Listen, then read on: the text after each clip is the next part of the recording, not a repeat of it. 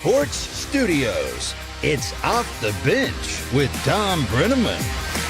Alrighty, good morning, and a pleasant good Friday morning to each and every one of you. We've got it all straightened out here after a quick kick-up. We welcome you, as always, to Off the Bench, presented by our friends at United Dairy Farmers. I'm Tom Brenneman. Casey, Paul, Elliot, Jacob, good morning, men.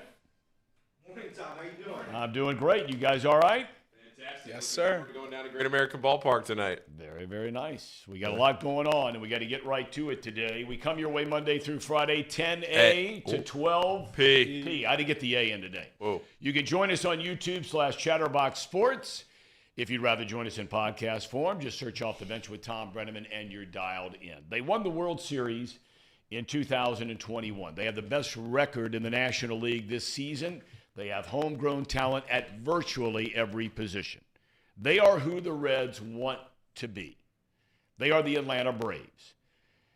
The Surging Reds, winners of 11 straight games. Got ahead of myself there. We'll get a look at the mighty Braves starting tonight at Great American Ballpark in the opener of a 3-game series. Atlanta has a lofty winning streak of its own, 8 straight, including a sweep they finish off Philadelphia yesterday. Tonight in Game 1, interesting story here. 20-year-old right-hander A.J. Smith-Shawver will get the start against Luke Weaver. Smith-Shawver has really come out of nowhere in a rapid ascension to the big leagues. He was a 7th-round pick in 2021 out of high school just outside of Fort Worth, Texas. This time last year, he was pitching in rookie ball. Finish a year at low A. This season, it's been even more amazing. He's gone from high A to double A to triple A, and now the big leagues in 2.5 months. Tonight will be his 3rd major league start, his 4th major league game. So far, 13 innings, 11 strikeouts, 9 hits, 5 runs allowed, including 2 home runs. Weaver, on the other hand, former number 1 pick, has struggled. His last 4 starts have covered a total of 18 innings, where he's allowed 18 runs. First pitch is 6:40. Reds are a game and a half ahead of Milwaukee, 3.5 better than Chicago. The Brewers open a series in Cleveland. For the Cubbies, rare but true, they're over in London, where they're off today and will face the Cardinals starting tomorrow. Speaking of the Braves, they have 7 players who are finalists to be starters for the National League All-Star team. They changed this whole thing up where you do the voting, you get it down to the top 2 at every position except for the outfield, and then you have a runoff between those 2 at each position. Ronald Acuna Jr. leads all players in fans voting so far, and he should, because he's the National League's best player. College baseball, we're down to the final 2 teams in the College World Series, and it's an all-SEC affair. LSU got a walk-off home run in the bottom of the 11th inning. It was 0-0 to beat Wake Forest last night, 2-0 the final. So now the Tigers will face Florida in a best-of-3 final over the weekend. FC Cincinnati back at it tomorrow, and that will be in D.C., a quick turnaround after Wednesday night's game at home over Toronto. FCC has the best record in the MLS this season, has not lost a game since April the 15th. The voice of the team, Tommy Gelehrter, will join us in about 5 minutes to talk about tomorrow's game. The NBA draft took place last night, and history was made after the Spurs, as expected, took the French star Victor Wembanyama. Is that right? Wembanyama, yep. Wembanyama. Okay, there we go. Twin brothers, Amen, and is it Ausar? I think Is so. that how you pronounce it? Anyway, the Thompson twins. That was an old band back in the 80s. But they became the first brothers taken in the top 5 picks of the same NBA draft since it started with the merger of the ABA back in '76. Lonzo and LaMelo Ball were both top 5 picks, but not in the same draft. Colby Jones, there you go, from Xavier, taken in the 2nd round by Charlotte. Okay, so you think you're going to Charlotte. Then you're traded to Boston. You're thinking, all right, Beantown, here we go. Then you're traded to Sacramento. That all happened to Colby Jones. God bless him. Bottom line is he's going to the NBA. Tamani Kamara out of Dayton, also a 2nd-round pick. He goes to Phoenix. Indiana and Kentucky each had 2 players taken in the 1st round. Ohio State's Bryce Sensabaugh was a first-round pick by Utah. The rest of the draft continues later tonight. We got Tommy G yet? I know he wanted to get on soon. We do not. Not yet. Okay. This is also, by the way, I was talking with our main man over here, Jacob, who, if you don't know, is the video guy. He handles all the video for the University of Alabama football. I mean, Nick Saban and the Crimson Tide of Alabama. This is a huge weekend for college football if you're into that whole recruiting thing, because this is the final weekend before they go into a period where you can't talk to recruits, you can't bring them in. There are a boatload of top 100 recruits in the country who have not committed. Ohio State's got about 11 of them there this weekend. Alabama, Georgia, all the same. What's it like to come into Alabama for a weekend when you're a recruit? Or any of these schools? Well, yeah, I mean, it's a fun time. You get to see, at least at Alabama, you get to see a whole lot of trophies and a whole lot of rings. So it's a good recruiting pitch. So you generally, when you come in, you see all the movies and stuff where they get these guys going out and girls and drinking and all that kind of thing. But you were saying, you know what? Yeah, you might go to a party with somebody on a Friday or Saturday night. But most of the time, you're there with your mom or dad or both or whatever it might be, and you're doing a lot of things with position coaches or coordinators or Saban, right? Correct. Yeah, so most of the time when top recruits get there, or even not any recruit gets there, we take them through the facility, see, the trophy rooms, meet the coaches, stuff like that. And then they meet with their position coach, and they meet with their coordinator, either offensive or defensive. And then them and their family will go into Saban's office and do that whole big thing. That's where you see the pictures of them, with the rings and the trophies and stuff like that. So most of the time spent on campus on your visit is in the facility, and it's very monitored, and there's NCAA rules on who you can and can't talk to and how long. So you follow a very regimented schedule, and then you leave the facility and you're usually paired up with a player at your position, either a freshman or a sophomore that lives in the dorm. You spend the rest of the night, maybe the rest of the weekend with them. Go to a party with the team, something like that. All relax. You're not going to the bar. You're not going to, anything like that. Right. But you get to meet some of the guys on the team and stuff like that. So it's a good way for the, players to not only get to know the coaches and know that they fit with the team in that sense, but get to know the players and know, have some friends when you get there in the fall to a new environment. Do they go on I have to believe that part of that kind of weekend, it has to include an actual visit and walk around the campus, right? So you see the campus like any college student would. Yeah, so the way the Alabama campus is set up is the athlete dorms are kind of across from the facility, across the quad from the facility. So they take you straight through campus from the dorm to the facility. So you get to see the whole thing, the populated areas, walking around, see the buildings and everything like that. I would imagine it'd be kind of weird. It's like, and look, I've done this with both of my kids. It's really strange to go to a college campus. If you're a regular student, you're an athlete, whatever it is, it's really weird to go to a college when the students aren't there. We'll talk about that a little bit later on. All right, Tommy Gelehrter, voice of FC Cincinnati. Man, oh man, Tommy G. April the 15th, this team lost a game. You had some posts on Twitter, though, that went even deeper into that. What was the last 34, 35, 36, 37 games, the record of this 34 franchise? games, yeah. It's unbelievable. They've only lost 3 in their last 34 games dating back to last year. So 34 games is what an MLS regular season is. So I wanted to dig a little bit and see going into that match on Wednesday night, because they were at exactly the halfway point of the season with 17 games. So you take the last 17 from last year and the first 17 from this year, and 65 points is a really, really good Major League Soccer season. The last few years, it would not have won the Supporters Shield, but it would have had you really close.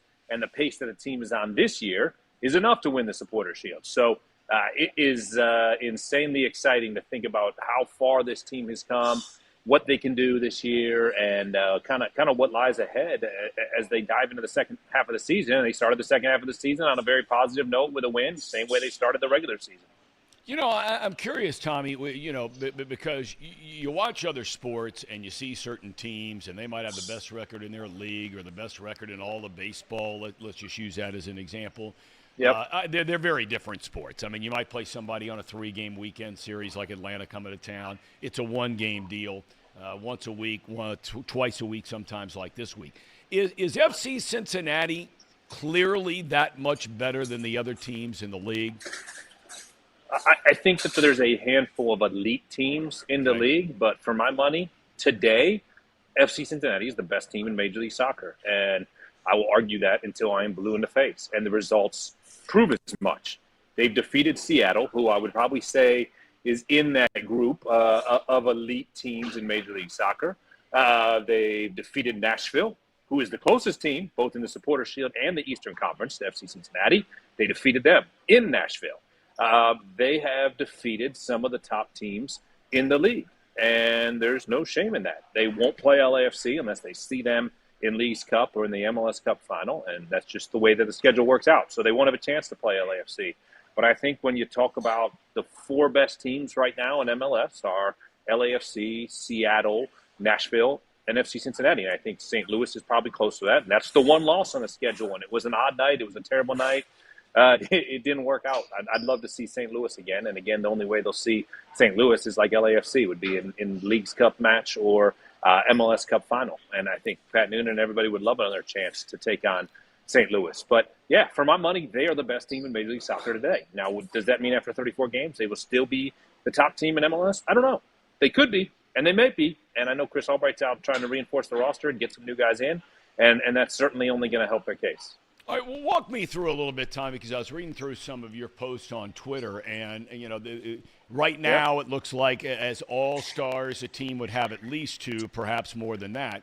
But you also brought up the fact that Coach Noonan is not the coach. How in the world do you have the best – yeah, I mean, I don't know how that's possible in any sport. Can you try to explain it? Right. Yeah, and honestly, I think you and I probably care a lot more than Pat does. He's a pretty modest guy. And if I ask him about it, he's probably just going to say, look, it doesn't matter to me whether I get these honors. I think he's the runaway candidate for Coach of the Year right now. But it doesn't make sense that in 18 – so there's been 20 match days when they award a Coach of the Match Day in Major League Soccer. FC Cincinnati's played 18 of those 20 match days, and they've won 13 of those 18. And you're telling me that in those 13 match days that they won, that Pat Noonan wasn't the best coach in the league on any of them? He certainly was the best coach this past Wednesday. That's the one that really kind of curdled my blood, kind of raised my blood pressure a little bit, because he was missing arguably 6 starters for the game. Right. He started Ray Gaddis in his 233rd career MLS start at center back. He never played a match at center back in a Major League Soccer regular season game.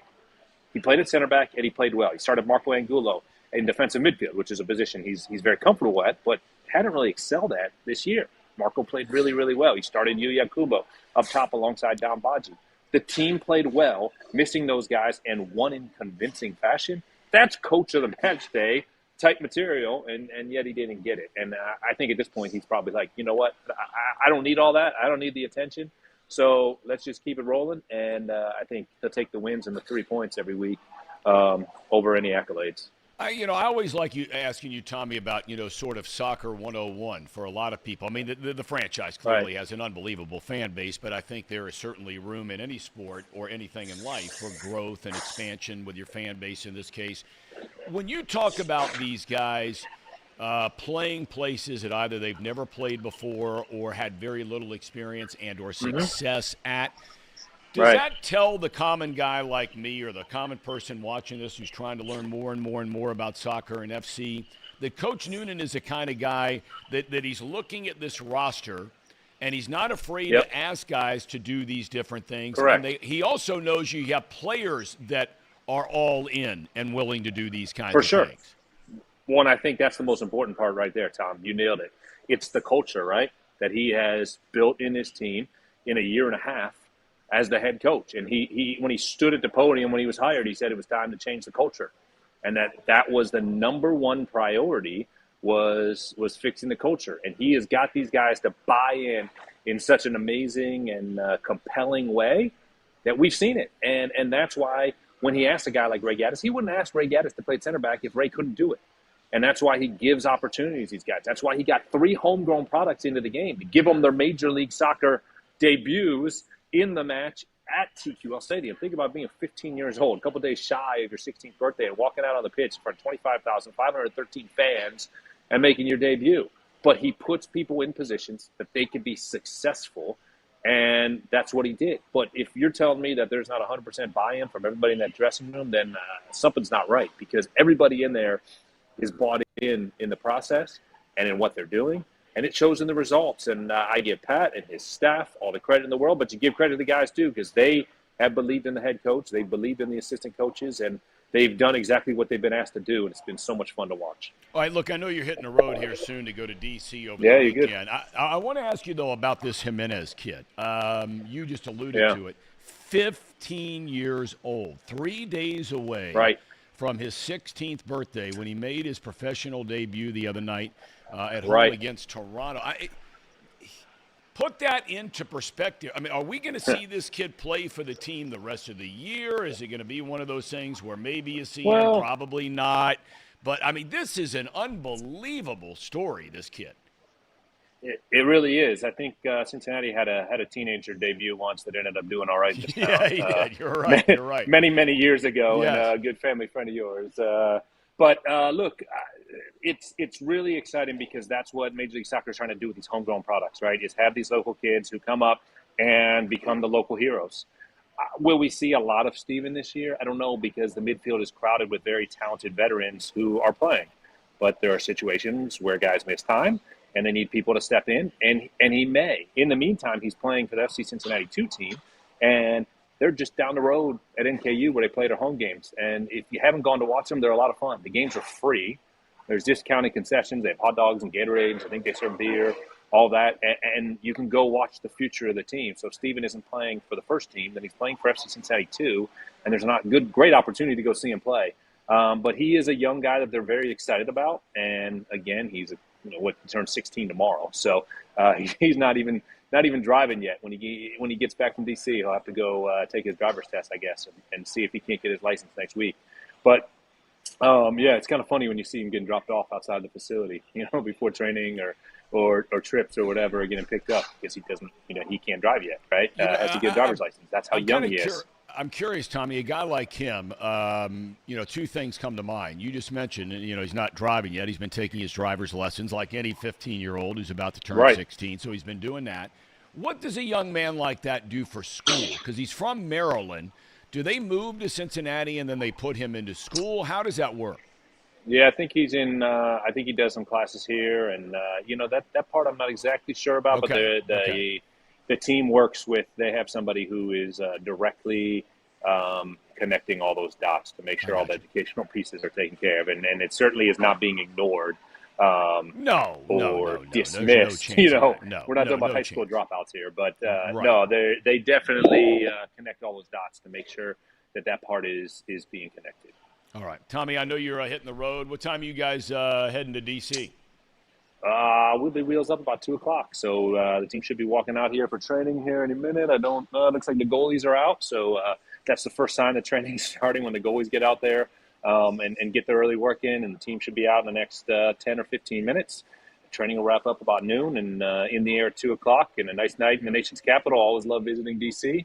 And off we go at 7:30. Omar and I will have the call. Looking forward to it. All right, buddy. Thanks so much, as always, Tommy, for your time. Safe travels. Godspeed ahead, my friend. Thank you. Thank you so much, Tom. Always a pleasure. Okay, man. Tommy G, kind enough to join us. I mean, he made reference to it, and Casey and I were talking about this very early this morning. Think about this for a second. Joe Nuxall, that's who Tommy was referring to, was 15 years old. Now, World War II was going on, so there were a lot of players, right? Whether it was the Jerry Colemans or the Ted Williams and dozens and dozens and dozens and dozens of others who were at war, serving in the military for the United States. And that's why Joe Nuxall got a chance at 15 years young to make his major league debut with the Cincinnati Reds. But think about this a second, right? 15-year-old Joe Nuxall, Cincinnati.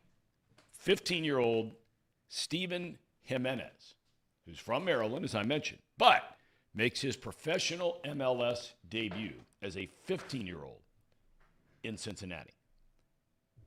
Now, you're a gambling man. What do you think the odds of that are?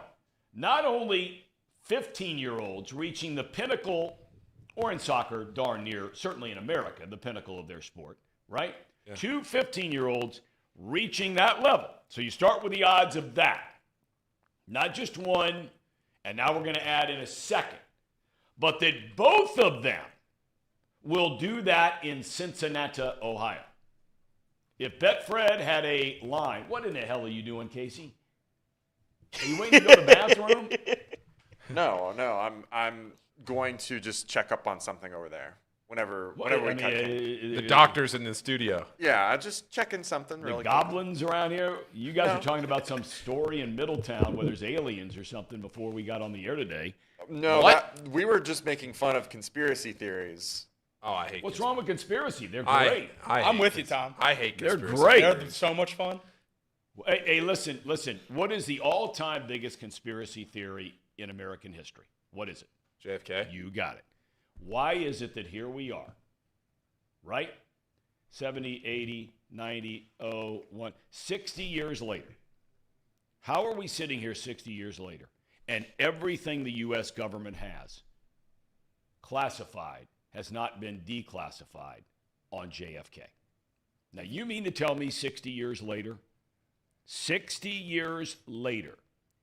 the American people don't deserve the right to know exactly what everybody else knows inside that government? I'm not suggesting there is a conspiracy. But what are they, if you're hiding it and classifying it, what does that normally tell you?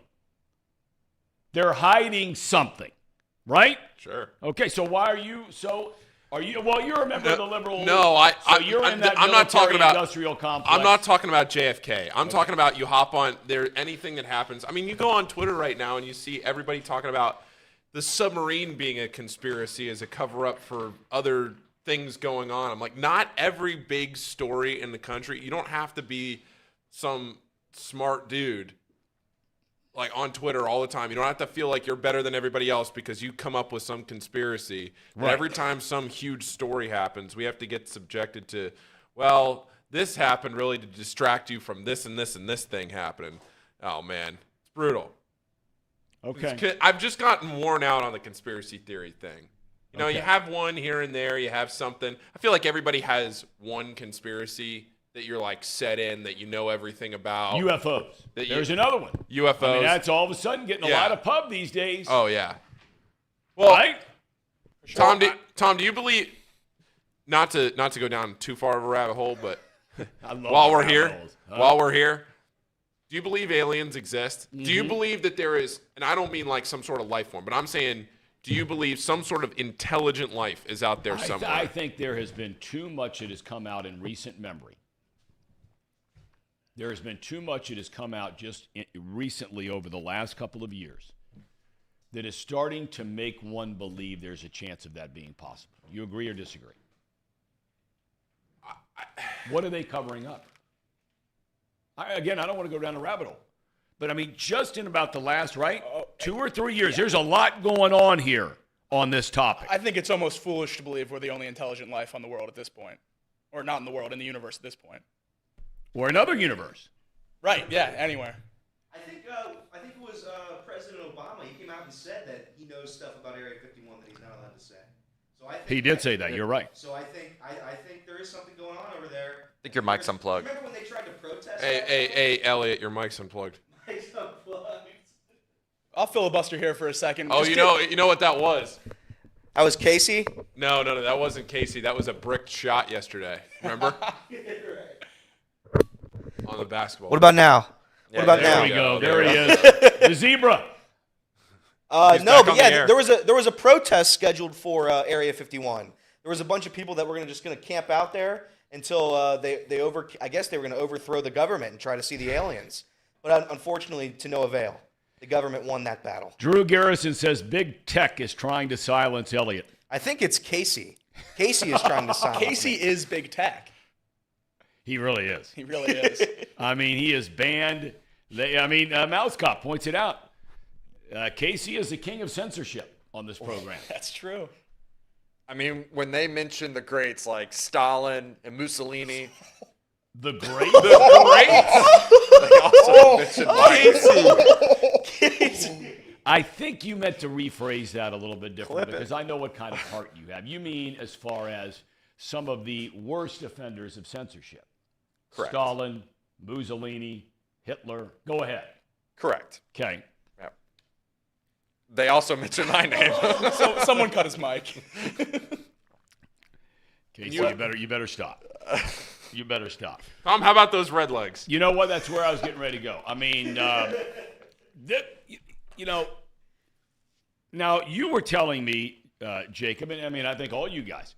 I heard yesterday where the Reds had made the point last night, I think it was, that there are only single tickets available for tonight. And standing room. So, Right, but meaning single tickets, meaning you can't, say you and your buddy or you and your wife or you and your girlfriend, whatever, you can't go and sit next to each other because there aren't two seats together available. So on, what is today, Friday? On Wednesday. Today would be Friday. Yeah. Today's Friday. On Wednesday night, I bought Lizzie and I 2 seats for $16, and there were plenty of them left. I just filtered out the cheapest seats, bought 2 seats for $16. I think with fees and everything, it was like $47 for both. The seats were, so you're saying 14 each, 16 each for the seats, so 32. 16 each, and then paid an additional late fee. Yeah, so it was came out that each seat was about $23. That was on Wednesday night, and there were plenty left. And then yesterday, you wake up on Thursday and you go through the day. I thought everybody was kidding on Twitter, and now you go on I just checked StubHub, Ticketmaster, TickPick, SeatGeek, everything. It's $78, $85 just to sit in a seat. That's not even standing room. Standing room is like $50, but that's even before fees. It's crazy. It's crazy what these prices are for this weekend. That is unbelievable. Would you pay it, Elliot? I mean, if all of a sudden, you have the chance, so it's not like it's impossible. I mean, are you guys, Drew Garrison points out, says bleacher seats are up to $110 for one seat. I would. I think a lot of it's because of the concert too, but I do think, I would pay it right now. For 12 in a row, Tom, 12 games in a row. I was actually having this debate yesterday. How much would you pay for a Reds World Series ticket? If the Reds were in the World Series at GABP, how much would you guys pay for a Reds World Series ticket? And I think my number got to $1,000. I would pay $1,000 to watch the Reds in a World Series game. I don't know that there is a number. Not a number. I don't know that there's a number. In Great America. St. X has unlimited money, so there's no There's number. no doubt. Well, if we It's in an elder operation over here. This is St. X now. Yeah, Okay, all right. If this win streak gets up to 12 or 13, I'll have the World Series money right there. Okay. All right. Paul, you buying a Reds World Series ticket for $1,000? No. No? No, I wouldn't. Are you buying a Xavier championship game ticket for $1,000? Oh, of course. Yeah. Well, hopefully. Come on. Hopefully, I'd be working. Hopefully, I'd be working. Hopefully, I'd be working. If you're not working. Yes, I would pay that. Okay. Yeah. I think Xavier's probably the only team that would be money doesn't matter. Get me in. Yeah. Everybody has that one. That would probably be my only team where I would do that. Let's go around the horn on that. I have a question which prompts a thought here. I'm thinking about this, okay? All right. I'm going to leave FC Cincinnati out just because, they're kind of young. I'm going to use the two primary. No, we'll use the 4 primary. Okay, let's say the Bengals, the Reds, UC in football or basketball, sure, and Xavier. Any of those 4, Casey, I'll start with you. Any of those 4, okay, or all of those 4, reach the title game in whatever sport it is. Okay, now we know in 3 of them it would be only one game, basketball and football, right? Okay, but let's say the Reds, let's call it a Game 7 of the World Series, okay? Oh, Game 7, I'd pay $1,000. Wait, let me hang on. If you had, if the ticket price was $5,000, and because let's be honest about it here now, well, you're talking about a college football playoff title game, Final Four title game in basketball, okay, Super Bowl we know, World Series game at GABP. Okay, you're not going to get in the door for under 5. No chance. 0. Okay? Right. If you had to spend $5,000 on any of those, which one would it be? Well, I would clearly spend my money on the Bengals. I mean, I'm a diehard Bengals fan. But For the MLS stuff, I don't think it'd be that much. I think you could probably get in the door at like 1,000, and that might be something that I would do. Okay. All right. That's fair. Speaking. That's fair. I don't Paul? even know if you can buy a Super Bowl ticket for 5,000. No, but I'm just saying if you could, just to get in the building, you might be in the very top row of SoFi Stadium. Yeah, the answer is college basketball for me, without a doubt. But, there is one small part in the back of my head that says if you're at, like, NRG Stadium in Houston and you're in the top row and you legitimately can't even see the floor, I'm not saying I would still do it, but it'd give me some pause. I mean, the Final Four in basketball, if you're sitting at the top, that is a brutal viewing It's experience. brutal. It is really bad. I went in 2017, not name dropping here, but Charles Barkley got us tickets to the Final Four. And we had good seats. They weren't great, but they were good. And it was in Phoenix. And, I mean, I just don't – it's all about money. We know the answer to this. But I've just always felt that the NCAA is making a mistake by putting these Final Four games in these football stadiums. It's just too big. I mean, you're spot on. I'm looking around at, well, now it's a University of Phoenix or State Farm Stadium, whatever it is out in Arizona now, whatever the name on it. And I'm just looking around. I'm thinking to myself, you stick a basketball court inside these football stadiums. I mean, it looks like your backyard on a quarter-acre lot. Yeah. You know what I mean? I'd be a fraud as the college basketball guy in the studio to not give my answer as college basketball, but I would give a lot of thought as to whether I would rather watch that game with a good viewing experience on TV where I could actually see things, or whether you're probably watching the game on TV at that height anyway, because you're watching like one of those monitors that are next to your seats, or like up there in the rafters. Yep. And then all you're doing is in 30 years saying you were there, which is most of the reason why you're paying for that ticket anyway. So the answer is college basketball, but Game 7 of the World's, I wouldn't pay $1,000 to go to like Game 2.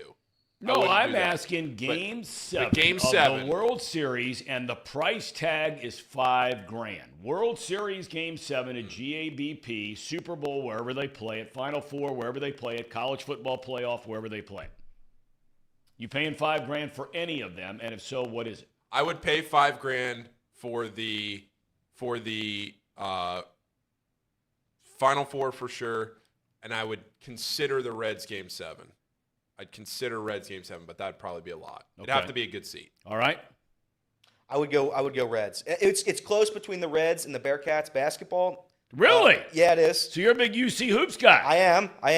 Good. We'll have a little balancing act in the studio when basketball comes around this year. But it is funny. I went to the Final Four. And we actually had their coach on the air. I don't mean to interrupt you. Oh, Wes Miller came on the program. I don't mean to point that out over and over and over. Wes Miller gave you the time, huh? He did. All right, well, that's good. That's a good man there. That's a leader of men. No, but I think if you look at I think I went to the Duke versus Wisconsin championship game in Indianapolis. I was in the very last row of that stadium. We had TVs right above us in the very last row, because we couldn't see down low. So we were watching the game in the stadium on a little monitor up above our heads. So that would be tough. I would go Reds World Series. There's really not a bad seat in the house at Great American Ballpark. Maybe somewhere if you're standing room only, but there's not a bad seat there. No. I would go Reds World Series without question. Jacob, before you give your answer, while you said that, where is the standing room at GAPP? Do they have? Because I was thinking about that, because the tickets that we bought for tonight, I always just buy the cheapest and move down. I don't know if we're gonna be able to move down tonight. Like maybe there's pockets here and there that have a couple open, but if we wanted to go to standing room, does that mean you go to the Budweiser deck out in right field, or like what does that mean? I think there's on the right field line. Right up above, I think it is the Budweiser deck. Yeah, it's right there is where you stand up. Yeah, it's at level. Yes, and I think they have it that goes. I could be wrong on this, but they used to anyway, where it runs basically around the entire bowl. You're just standing behind the seats. Correct. Right. Correct. Okay. And they've got a bar back there. Yeah, that's. But I think you can I imagine you'd stand up in the right along the rails too. Along the concourse. Yeah. Sir Boy points out that in with the power stacks is standing room only as well. You know that, where those tables are in there, that's standing room as well. Okay. So Jolly asks a question, and where are the seats for 5,000?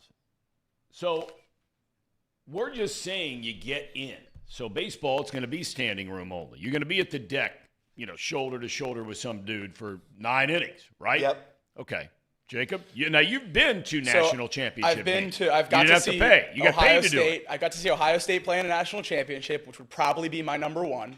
I've gotten to see the Bengals play in a Super Bowl. I was in SoFi, so that would probably be my number 2. But since I've had those 2 experiences, Reds World Series is at the top of my list right now. I mean, with the way this team is going and the way that stadium's been, we had 30,000 people 3 straight games in a Monday, Tuesday, Wednesday. Like, we've never seen that before. Yep. Like, the way this city would rally around the banks after a Reds World Series game here, I mean, Game 7 of the World Series in Cincinnati would be unbelievable. It would be unbelievable. You go back to 1975, 76, 1990. The Reds have never won the World Series, the final game, on their home turf. Never happened in the history of, obviously, Riverfront, and not even close in the brief history, 2003, of Great American Ballpark. I tell you, we got some guys in the chat that are really demented. Who? About what they could be spending money on for $5,000. 5,000 to me is a lot. It's a lot for anybody. That's no. I mean, like, thinking about spending money on a ticket. Like, I think like up to like maybe 1,000, 1,500, something like that. But you get to 5,000 for a ticket. I mean, that'd be a tough sell for me for anything really. 5,000 is a lot of money. If you get stuck at the very top, that would 5,000 would really depend on. I think 1,000 would be my limit to get in the building, and 5,000 would be I'd have to have a good seat. I'd have to feel like my viewing experience at that stadium is better than if I was sitting on my couch. We were under 5,000 for our Super Bowl tickets, and we were in the second bowl of the 3-bowl stadium. Okay. So they were pretty good seats. Sir Boy says, I would pay $5,000 to be courtside next to Paul at Cintas. Sir Boy, it ain't happening. Paul is down there with all the highfalutins. And believe me, you go, and I've announced a number of games here at Cintas. Those seats right behind where the broadcast table is, there's some highfalutin Cincinnati cash sitting around there. There is. Big time. There is. Yes. So, Sir Boy, you can file that. It ain't happening. Unless Paul's got some, inside pull, which he certainly does over there at Cintas. It's, I'm surprised. I'm not surprised by Casey. And not so much Paul, because Paul did not grow up here, although you've been here. You started at X what year? 15.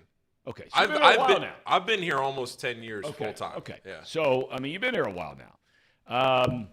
But you two guys, I'm surprised. Now, Jacob, you've already done it. But I mean, the way the town is set up right now hadn't always been this way.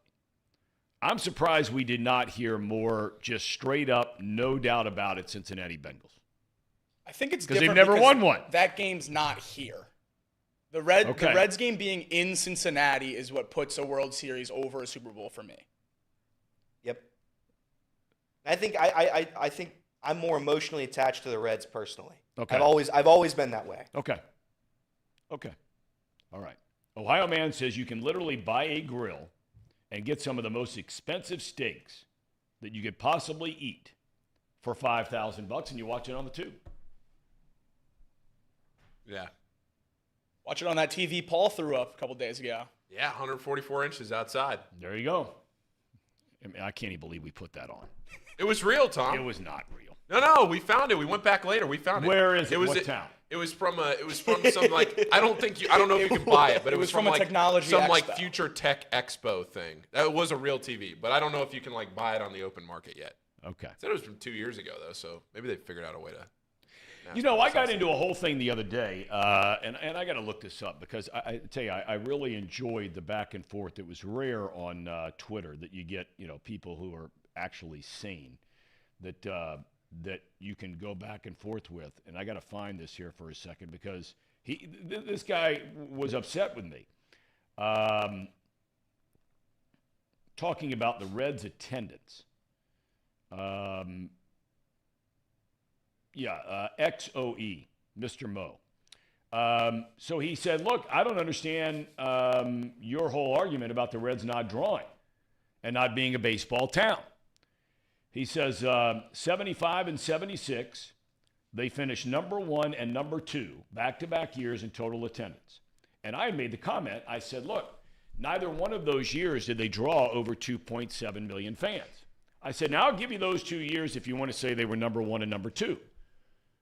But the bottom line is they never hit 3 million fans in a stadium that was over 55,000, 58,000 if you had standing room, okay? And then I went back and I looked up a graphic and I posted them on Twitter of the Reds and their attendance going back to the last time they won a playoff series in 1995. Now, they had a little bump in 96, 97, where they finished, I think, like 6th out of 14, or at that time, though, you had expansion. Yeah. You were at 14 teams. Arizona and the Marlins weren't around yet. But, or Tampa Bay. The 2 years after the playoff series, they finished roughly a little better than half in the National League. Since then, they have not had a season since 1997. They've not had a season where they finished better than half in total attendance in the league. And since moving into Great American Ballpark in 2003, all but 1 year since 2003, they have not finished better than 10th in total attendance out of 15 teams in the National League. Now, could the argument be made that they've had crummy teams? Absolutely. There is no doubt about it. And I think we're getting a look at this weekend with Bob Castellini, whether you like him or don't, has always said, if you have a winning product on the field, right, fans are going to show up. Yep. But, then you get the chicken or the egg. If you start showing up, we'll spend more money on the team and payroll. This weekend, you've got a music act after the game tonight. I don't know how much of an effect. At the end of the day, it probably had a huge effect initially because people who bought the tickets wanted to go to the concert and throw in a ball game. Now, all of a sudden, you've got a great series coming to town for the weekend. So I think they would have sold the tickets anyway, right? You're seeing almost the same exact tickets on Friday and Saturday. Right. So that confirms that. And Saturday was a giveaway, big bobblehead thing, right? Hunter Green jersey. Hunter Green jersey. Okay. Big time All giveaway. Right. So big giveaway. Yep. But the point is like I was going back and forth with our guest who's coming up a little bit later on, Dave O'Brien. Now, he won some big award and every year down at Salisbury, North Carolina, where my dad actually started his broadcast career. We used to live there when I was a little kid.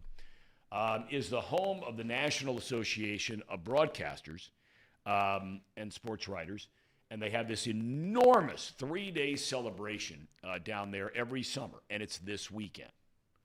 So, like, they give a broadcaster, National Broadcaster of the Year. Could be Al Michaels, could be Jim Nantz, could be Joe Buck, could be anybody. And then each state has a National Broadcaster or a Ohio or State Broadcaster of the Year, State Writer of the Year, right? So our guest today, Dave O'Brien, must have won, I'm guessing, the best sports writer in Georgia because he is not coming to Cincinnati for this series. He's flying to Salisbury and trying to get in there, and he's going to be getting off a plane to join us. And he said, it's funny. He said, when I debated about whether to go to North Carolina for this weekend and take the weekend off, he said, I had to make that decision about 3-4 months ago. He said, and I'm thinking to myself, are you kidding? Reds and the Braves, right? Coming off a series against Philadelphia, wherever it is, or whoever it is they play next, he's thinking, I'm not worried about it. Nothing to that series. And he wrote back when we were going back and forth on email yesterday, he says, I can't believe now I'm going to miss this series because this is a big deal. 2 hottest teams in the league. Braves have won 8 in a row. Reds have won 11 in a row. So we're going to talk about that basically for the rest of this show. And I want to ask Paul a little bit about his guy, Colby Jones, as well in the NBA draft. So Ham and Eggers, take it away. We got lots to talk about today. Redlegs v. Braves tonight at GABP. Ham and Eggers, Mr. President! Mr. President! Take it away. It's that time of the show, the Ham and Eggers. These guys are great. Trust me, I would know. I introduce all the best segments. reading in the what is going on in the chat right now? I'm not Why entirely are we sure. talking about Kay Adams and Margot Robbie and all these people? What's going on in here? Now we're on That's the young interesting. Jesus. Well, I believe Drew brought up Kay Adams, Oh. and then some of the members of the chat admired Kay Adams' work, and then they started going into the work of one Margot Robbie and others. Okay. I believe that's what occurred here. Well, the Bengals Report is brought to you by Encore Technologies. Encore Technologies provides IT solutions for a data-centered world with a suite of services from mobile computing to desktop to data center, supporting both centralized and work-from-home computing models to improve efficiency and Productivity. that's right, Casey. Visit encore.tech. The path to innovation begins here. There's also our new premium alkaline water. At some point, we got to stop saying that it's new because it's not new anymore. I guess it's fresh. it's fresh. The hottest thing. It's a fresh premium alkaline water. Tastes fantastic. It really does. It's great for if you've been drinking a lot. You know, if you go out, as Tom says, you get tanked up at the Reds game tonight, maybe tomorrow. Get some Pawnee water. I have gotten in the habit of doing that. You have a little too much to drink, you have that bottle of Pawnee water. It's made right here in Hamilton. It uses natural limestone filtration, unlike the artificial processing that many other brands use. The result is a healthy alkaline water that is also the best tasting water in the world. You can visit their website at pawneewater.com. That is P-A-H-H-N-I water.com. P-A-H-H-N-I water.com to see where you can buy it. Drink Pawnee water, get your coffee from UDF, bet with Betfred, and get your technology solutions from Encore.tech. Other thing, shout out, July 17th, the Reds game. Be there. We will be there. Chatterbox night at the Reds, July 17th. More details to come on tickets. And also, fellas, get your orders in. Jolly Jolly is sending lunch for us from Jolly's right here in Hamilton. Oh, what a guy. Jolly Jolly is taking care of our lunch today, or his dad maybe, because Jolly Jolly doesn't live anywhere near him. Well, we appreciate Mr. Jolly Jolly or Jolly Jolly, whoever it is. We love the Jollies. We love the Jolly. We love the Jollies. It is fantastic. It's good stuff. Reed took us there when we were, when Casey and I had just started, and we haven't been to Hamilton too much. I broadcasted for the Hamilton Joes back in 2016, but I haven't spent a ton of time in Hamilton before working here. So The Reed Hamilton what? Hamilton Joes. The Joes? Come on, don't act like you don't know about the Hamilton Joes. Are you Elliot. serious? What are those? How do you- What sport is that? It's a college summer team named after Joe Nuxhall. The Hamilton Joes? Show some respect. This is disgusting. I don't know who they are. What is that? It's a baseball You team. ever National heard of, brand. Do you It's a know the, So national it's brand. like, do you know the Cape Cod League? yeah. Okay, so there's summer leagues all over the place, Yeah. all over the country. It's a Great Lakes league, Oh, and Okay. they're part of the league. okay. They play right down the road. Do they get a big crowd? 100, Okay. 150, 200, 300. Okay. I don't know. Well, it's good to know. I didn't know. I'm still, learning about the Hamilton culture. Yeah, the Hamilton Joes. Hamilton Joes. Okay. Sorry, I interrupted. Go ahead. Oh no, that was all I had to say. Do you have anything else to say? Congratulations on your wedding. Oh hey, thanks. Oh, yeah, 364 days. Thanks. Big time. Big Thanks. time. 64. We got to get a counter. Thanks. There doesn't You know, need to be a Do it count. like a news channel counter, like Yeah. the bottom right. Every corner. Ham and Egger segment, there needs to be a lower third countdown. I mean, that's one opportunity we missed with mine. We're not going to do that with yours. So Yeah. I'm going to get a counter for Get here. a counter. Is it good? Throw it up there during the segment. Yeah. Absolutely. All right. 364, everyone. 364. All right, so who's going tonight? Paul's going tonight. You're going. Yep. Okay. You and your bride to be. Yeah, that's exactly right. Are either of you going tonight? I'm not. I will be there Saturday and Sunday, not tonight. Jacob, how many games are you going to get to this year? Are you going to touch 40? Well, no, because I leave at the beginning of August. So Oh, that's right. I only get the summer months. That's but right. Saturday will be my 15th game of this season so far. So we're pushing for 20. Wow. We're You pushing for clipped 20. me. I'm at like 8 or 9. Sir Boy would know. I've been to a lot of games with him. But other than that, I mean, I was leading the office. Now I'm getting smoked. Getting smoked, Jacob. But I really wanted to go to more games. I'm afraid I'm not going to be able to just because of the price. And I know we already talked about it, but You'll be good to get into some weeknight games. This is a big weekend with a really good team. We're riding high. We're playing Yeah. a big name team with big name guys. The ticket prices will come back down. Yeah, Reds lose a couple games, and they play like I don't know, Giants on a Tuesday night. Yeah, Giants on July 17th. Casey's $13. We'll see you there. Well, those could go up though. I mean, they as could. time goes by. They could. Well, the next 2 weekends, this weekend, and then again, the team leaves and goes to Baltimore just for a 3-game road trip after this series against Atlanta. And then they come back home against San Diego, right? Padres, all the money they spent, all the big stars, blah, blah, blah, blah, blah. Not playing very well, but they're the San Diego Padres. But that's not the big story. The big story is Taylor Swift is in town. So the Reds have changed their game next weekend, right? She's there Friday night, 2 shows. Friday night, Saturday night. Right. Correct? Correct. They changed the Friday night game time from 7:10 to 5:10. Okay. That's a good move. It's good everybody can work together. It's a good move. I mean, it's going to be crazy down there. Oh, it's the whole town. If I remember Which correctly, night are you going to Taylor Swift? I'm going Friday. So I'm going Friday, and then I'm waking up not early, but I'm waking up Saturday and driving to New Jersey Saturday. So it's going to be a long, long weekend for your boy. But yeah, it's Friday night. The plan was to get down to the stadium at or down to, the banks or whatever, like maybe 5:30, 6 o'clock. But now they moved the Reds game up to 5. I don't know if that makes it better. I don't know what to think. I don't really know. Usually I'm pretty good with handling how to get down there and park. Like, I never have issues. I've been down there so much for events. Like, I know how to handle things pretty well down around the city.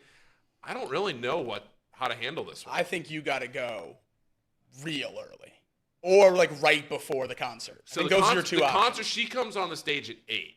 So you're either getting there at 7:30 or 4:30. I think. Down to the banks. I mean.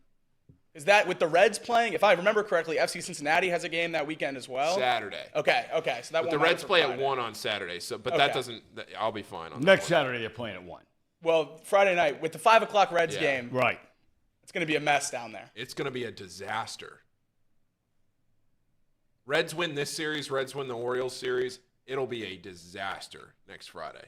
And if the weather's good, and the weather is looking good right now, I think mid-80s. Be a little warmer. Because the thing about the thing about, my wife and I were talking about this yesterday. We were out walking the dogs. Is that her sister is coming in with 2 daughters from California to visit for the weekend. There are going to be so many people that are here that don't even have a ticket to the concert Friday or Saturday night. And my understanding is they're talking about there could be more people just outside the stadium, right, listening. Can't see, Taylor Swift up on the stage from anywhere outside the stadium. But there are going to be more people outside the stadium than maybe even inside the stadium. That's been the case at almost every open-air show she's had so far. It's unbelievable. I've never seen anything like it. I mean, that is just absolutely mind-boggling. Disaster on what I was going to wear to the Taylor Swift concert, too. Made a fun shirt. It's not going to get here in time.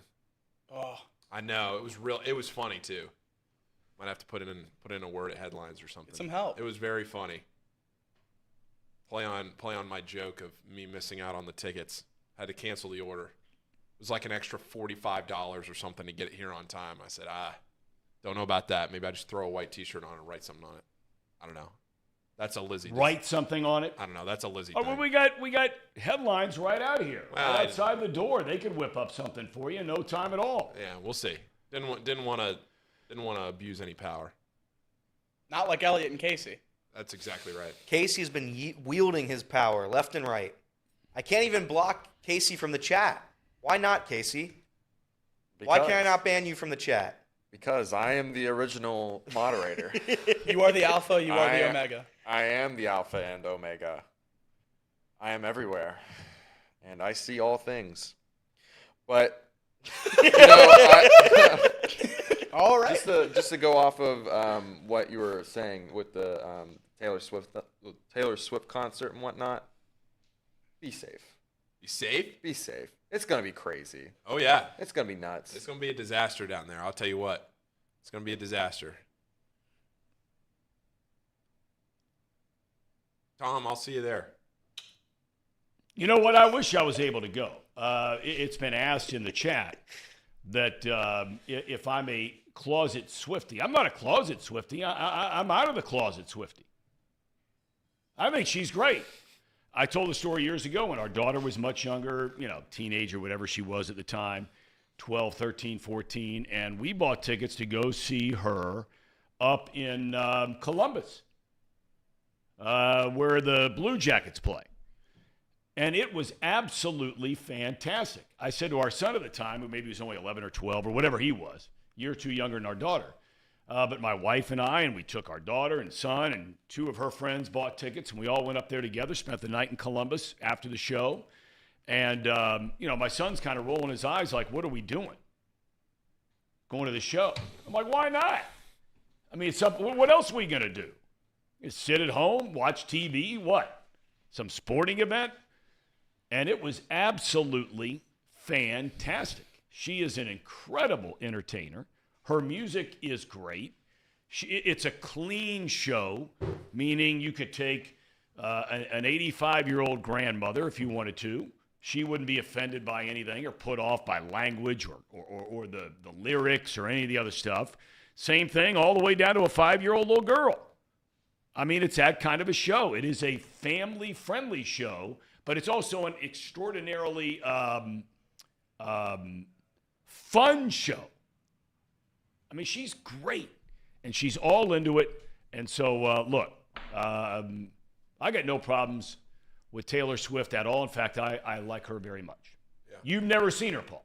I've not. No, yeah. So I didn't really know anything about it. So Lizzie, my fiance, was telling me about, I don't know, I guess wearing an outfit is like a big deal to this. I don't know. I didn't know, but I'm willing to lean into it. I like the music. I'm kind of like you, Tom. I like the music. I think it's fun. The Reds, it'll be a great atmosphere. It's kind of like what we were talking about when there's Oktoberfest and there's football and baseball and everything going on in the city. These are those summer weekends that make the city really fun when there's a lot going on all at the same time, and you can manage to get down there and enjoy it. Sometimes you get down there and it's what I think it's going to be next weekend. It's just a total disaster. But yeah, we'll see. We'll see. Okay, but let's talk about this series a little bit. So in the monologue, we talked about the kid pitching tonight. And these are stories that I just find so interesting. If you weren't with us in the monologue, kid pitching tonight, 7th round draft pick. Okay, so, in this day and age, that's down the chain. Earlier in the week, we had, who was with us earlier in the week? Keith Hernandez. And we're talking about he was a 42nd round draft pick, right? Like the 900 and something player draft. That's the way they used to do it in baseball for years. They had like 60-something rounds of a baseball draft. 1,300 players. It's not like that anymore. But this kid's in the 7th round, high school kid, out of Colleyville, Texas, right outside of Fort Worth.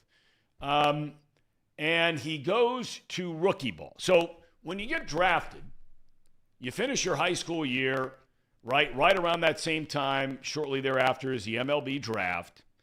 And so by the time you sign, whether you're college or high school, by the time you sign, you're not going to play and or pitch more than a month and a half tops, because all those rookie ball and single A, low A seasons don't last through September and this kind of thing. So that's what this kid does in 2021. He pitches in rookie ball for a little bit. They move him to high A, season over.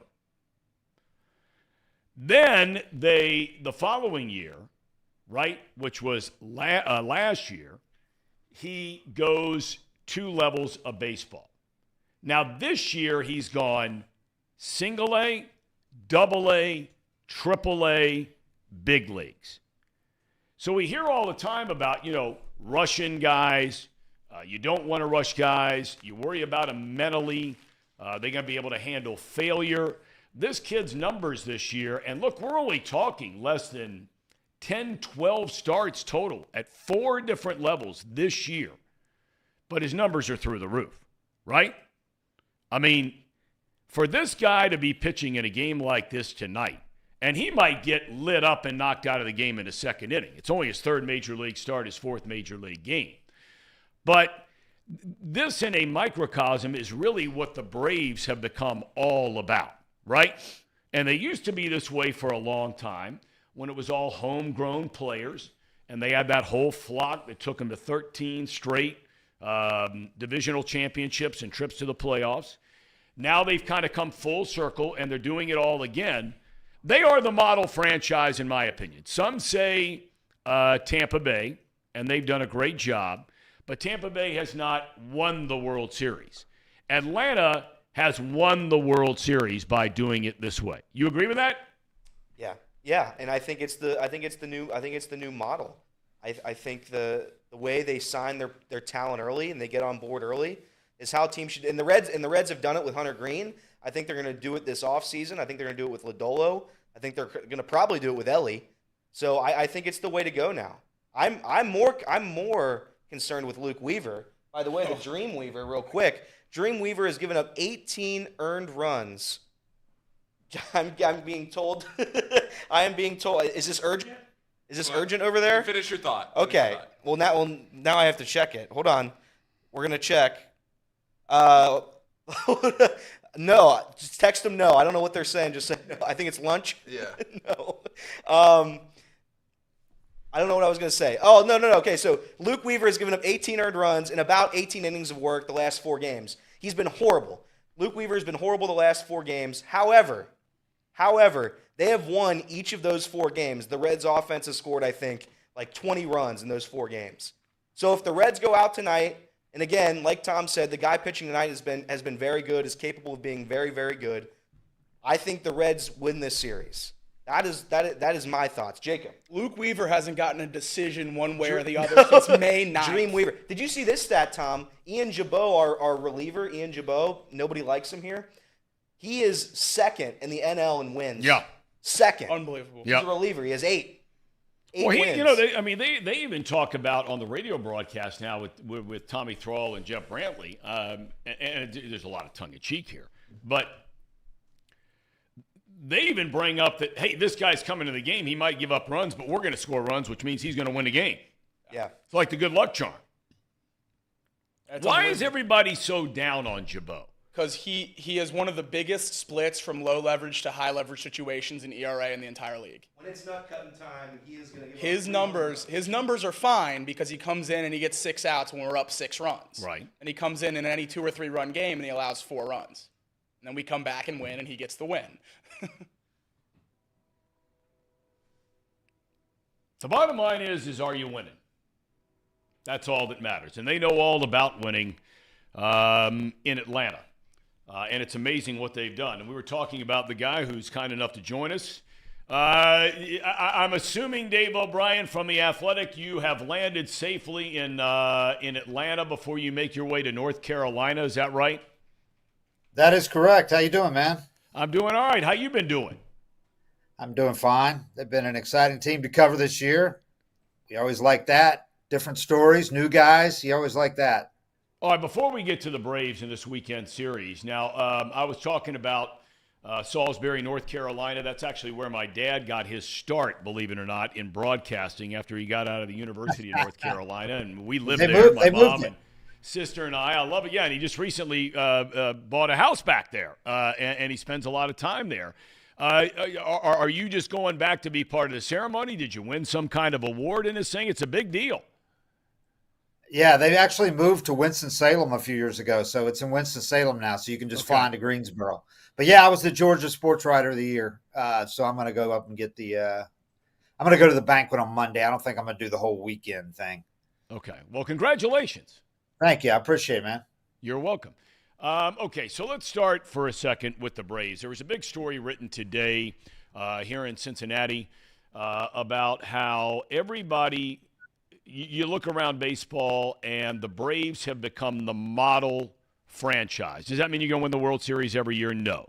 But for a number of different reasons, they have become the quote-unquote gold standard. Would you agree with that? And if so, why?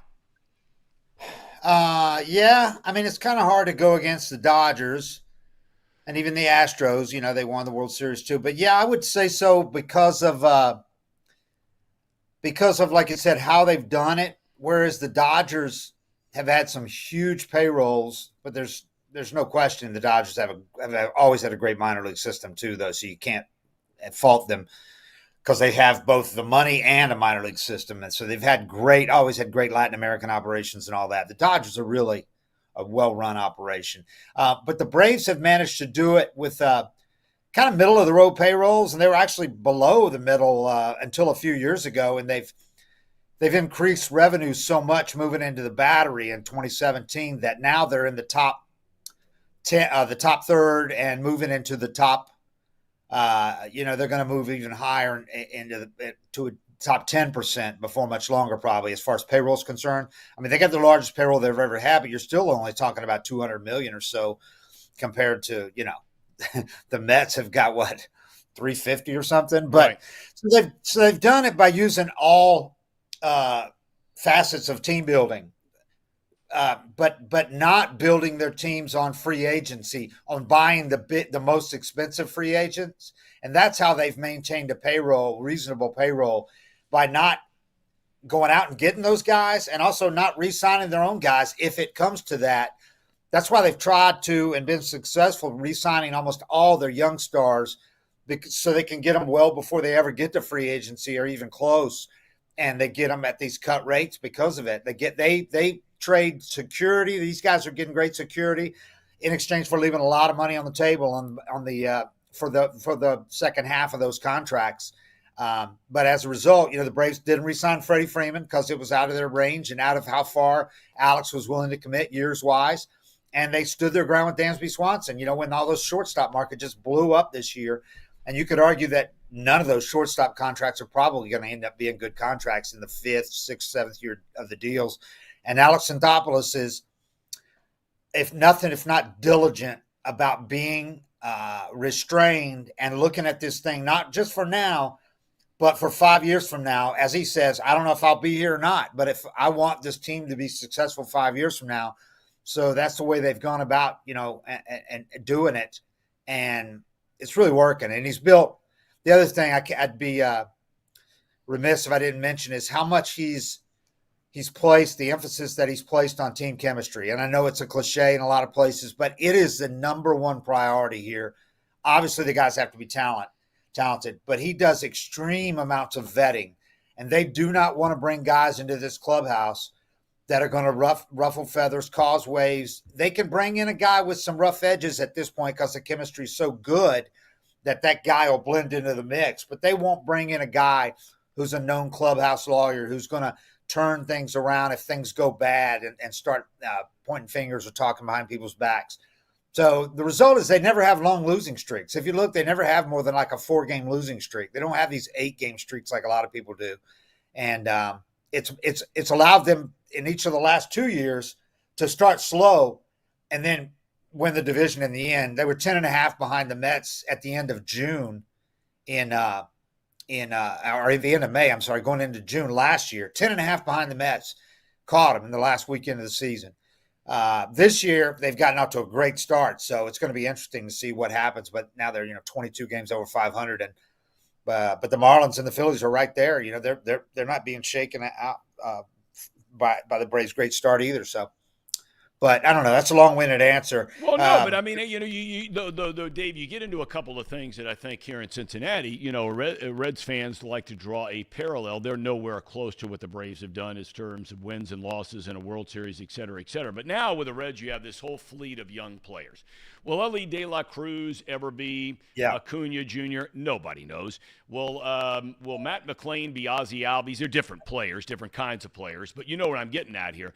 Is there something? Is there sort of a common thread or trait that the Braves look for when deciding about signing one of these young players to a long-term deal? The Reds did it recently with Hunter Green. He is the only one they've done it for. McLean's only been in the big leagues for a month and a half, De La Cruz for a couple of weeks. Is there some sort of common trait or thread for them to say, besides talent, but is there something about them where they say this is worth taking the chance here at a very young age. Yeah, the personalities are so important. It kind of goes back to what I was saying. They want personable, good guys that are going to be good in the community, that are not going to have a kind of us against them mentality with the media. Just guys that are good guys. And, the guy like Charlie Morton, for instance, they brought him in as a free agent. They've re-signed him a couple of times to $20 million deals that kind of the fans don't understand because they look at him 39 years old. He's like, yeah, he's still good, but $20 million, we could have gone out and got another. No, they don't want to go out and get another guy. They love Charlie Morton and the effect, the influence he has on these young pitchers, and he's willing to share everything he's ever learned. He's eager to share it. So that's the kind of veteran they like to have mixed into this bunch. I would say the only mistake, if it would be performance-wise, that Alex has even given in a long-term deal was to be Marcell Ozuna. But he won, he led the league in homers and RBIs in the shortened season, and he had the two off the field things in the last 2 years and was horrible on the field. But you look at him right now, he's just coming off a great month. And the thing is, even at his worst, when all the fans were booing him and that kind of thing, he still was a good guy in the clubhouse. So he still didn't disrupt that chemistry. If he'd become bitter or angry or just been an a-hole in the clubhouse, they would have got rid of him. But they would have ate the money. But instead, they were willing to carry him because he was still good in the clubhouse. Guys still like him, waiting for him to come around like he has in the last month and a half. But just that last thing, the way that they've been able to sign these guys to commit to these $200 million long-term deal, with Austin Riley and the 100+ for Spencer Strider. And that the way they've been able to do that is when they moved into the Battery, they created all new kinds of revenue streams that they just didn't have at Turner Field. They own a piece of everything in the Battery. They get a piece of everything: the rents, the leases, the apartment rentals, all the revenues off the restaurants and bars over there. They get a piece of everything because they own the Battery and they lease everything. And there's some luxury condos going up right now that are going to be $1 million apartment condos called the Henry, for Henry Aaron. There's a couple of hotels. They're building another one right now. So they're getting tons of revenues off that, which that's become the new model that all the teams are trying to do. You look at St. Louis, what they've done with their ballpark village. They got it finished now. Anaheim's trying to build one around their stadium. But it's going to be hard to do for most teams because the Braves moved to this specific plot of land because they had all this space right there that they could do it on. And that was why they moved, because the city of Atlanta wasn't helping them build anything around Turner Field, and it wasn't a destination place. People came for the game, left right after the game. There was no tailgating. There were no bars, restaurants around it. And this new place is the antithesis of that. I mean, it is – for fans, during the postseason a couple of years ago, they had to literally close the place down because they reached capacity for the Battery. I mean, it was like 250,000 people or something in the Battery and the stadium combined. Then you get to the part about letting fan favorites or big-time guys go. The last time the Reds really faced that situation, and the Cardinals, strangely enough, faced it the very same year, where the Cardinals are looking at Albert Pujols and they're going, okay, he's looking for a 10-year, 12-year deal, whatever it is, for, $250 million back in those days. Reds had the exact same timing on Joey Votto. Cardinals let Pujols go. Off he goes to Anaheim. Reds re-sign Votto. He's in the final year of this contract now. But for the Braves, I don't know about Dansby Swanson. You're down there. For me, I've always thought he's a good player. To me, he was never like this elite guy. No, he had a great year last year. Yeah. Won a Gold Glove, but no, he wasn't. He was just a great guy in the community, and he's from here. Right. Fan favorite, good-looking guy. All the girls loved him. So it was all that going on, too, in addition to being a solid player. And then last year he wins a Gold Glove, so it was like – but, yeah, they were never going to go close to what he was offered by the Cubs. Not even close. But, the decision – and I'm going to use Freeman as probably the better example or better question. Because, this guy – great off the field, phenomenal player, clutch player. The kind of guy that I still think at the end of the day, he would prefer to be in Atlanta. I could be way off base on that. I don't think there's any doubt about it. How did it come to pass that he really, at the end of the day, that whether it was his decision, whether it was a Braves decision, whether it was a combination of decisions, how does Freddie Freeman walk out the door? And, I mean, really it's hard to argue that they're not okay without him. Yeah. I mean, Alex Anthopoulos, man. I mean, the guy continues to impress me because I think like the Freddie Freeman move, I thought they handled it poorly. I thought Freddie's agent handled it even more poorly than the Braves. It was kind of a perfect storm because it was during the lockout. So the Braves should have signed him like a year earlier to this long-term deal, but they didn't. And they were going to wait and do it during the final season, during the walk year, which they never did, like with Chipper. Chipper never entered a walk year. He was always re-signed before that. But Chipper left a lot of money on the table, could have gone like to the Yankees or somewhere else with a lot more money, but wanted to be here that badly. And I think the Braves were kind of counting on they could keep Freddie, and then he had another huge year. So they're just negotiating with him and not really far down the road yet, and the lockout happens. And the Braves – and most teams were pretty good about obeying the rules of the lockout and not contacting players because they thought it might end up biting them if the players tried to use that as ammo. It's like, no, they were still trying to call and sign me during that. Well, the Braves were even more cross the T's, dot the I's, because ever since Alex took over, he has obeyed all free agent rules and all those kind of rules to the letter because of what happened before him with the previous general manager getting banned for life and right. The Braves getting slapped with all those penalties for international free agency. So Alex has operated like he needs to be beyond reproach and obey all the rules. So he wasn't going to call Freddie's agent during the lockout. So it's kind of sitting there simmering. You hear things, Freddie's, these people are, this team's interested in Freddie, this team's interested in Freddie. But what it came down to, they were not that far apart. It was basically a year difference. And Freddie's agent, and his agent swears that he did not give the Braves this ultimatum. Braves said they did give him the ultimatum. Freddie ultimately fired his agent, so you can decide that on your own. But the agent gave him an ultimatum and told Alex, Freddie will take this offer or this offer, but it's one of the two, and nothing. It's not as nothing else. And Alex Anthopoulos is not the guy to give an ultimatum to, especially when he's got Plan B in place. And here we are at the start of spring training when this is happening. This is literally the start of spring training because the lockout ended and boom, spring training started. Well, Alex is not going to ever get caught with his pants down. He's not going to lose Freddie Freeman to free agency and not have a backup option. The only suitable backup on the market at all, the only suitable backup was Matt Olson. Local kid, big power, Gold Glove caliber first baseman, great in the community. In his peak years, he was the only guy that he could do that.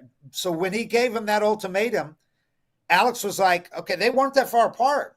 And then Freddie says that he would have never done that. Freddie would have rather have Alex picked up the phone. And Freddie should have picked up the phone himself. And the two talked and gone, all right, look, I'll do it. Because Freddie ultimately, as you said, wants to be here. He wanted to be here. He would have taken what the Braves ultimately offered to stay. I'm sure of that. But they didn't. And when he gave him the ultimatum, Alex said, boom, calls Oakland, let's do it. They did the deal for Matt Olson. That happened before Freddie heard about the trade for Matt Olson and was like, holy, I'm done. I'm done with the Braves. And that was when he, moved forward with the Dodgers. But that's how it came down. Basically, Alex got the ultimatum and was like, I'm not going to respond to an ultimatum. I'm going to go to Plan B. Let me. Here's another thing that is highly. It's a hot topic here in town. Before we get to this weekend series, the other one is nobody expected the Reds to be in this position. Okay, and nobody to be where they are right now. Now, look, they've won 11 in a row. They started 7-15. They're playing great. All these young guys, the energy, the vibe, the whole 9 yards. Right. So they got a lot going on. They've got one of the 2 or 3 most highly ranked farm systems in baseball. They've got a bunch of guys that are at single A and double A that they believe are going to be big-time prospects. But, Dave, you've been covering baseball for a long, long time. Back with the Marlins when they had championship teams, right? And they had all these young guys, and now with the Braves for a long, long time. And a lot of people are right now in that state of, man, you're leading your division now. Nobody saw this coming. Should you make the deal or a deal involving a couple of your younger players to bring in somebody who could help you maybe get to an LCS? Who knows? this year, or even get to a World Series this year, starting pitcher, or do you, quote unquote, that old adage, like, trust the process, let's keep going? Have the Braves in the last year or two faced that exact scenario? And if so, what did they do? Well, Alex has been good about holding on to his top prospects for the first, 5 years he was here, 4 years he was here. He didn't he didn't trade one top 10 prospect. It was amazing. He'd do these deals, and I'm like, they still haven't traded a top 10 prospect. Finally, about a year and a half ago, 2 years ago, they started making deals because he wanted to get a lot better idea of what they had in the system exactly, where they had depth, where they had surpluses. Where they had surplus was catching and starting pitching surplus. So they did make some moves from those kind of guys.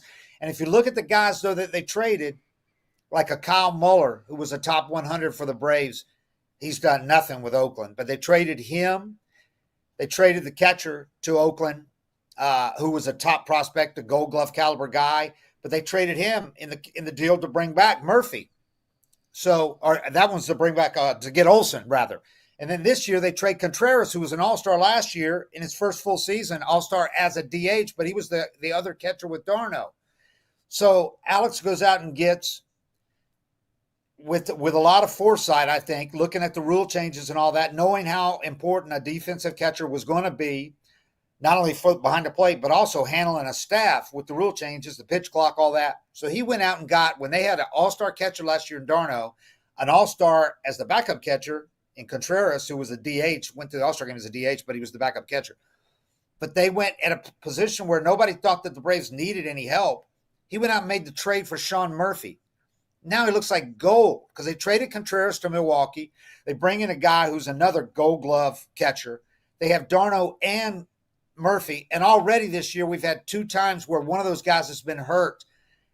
And unlike most teams that lose an all-star catcher and have to go to a defensive backup type guy, a journeyman for 10, 15 games, they have another guy just plug right in there and they don't skip a beat.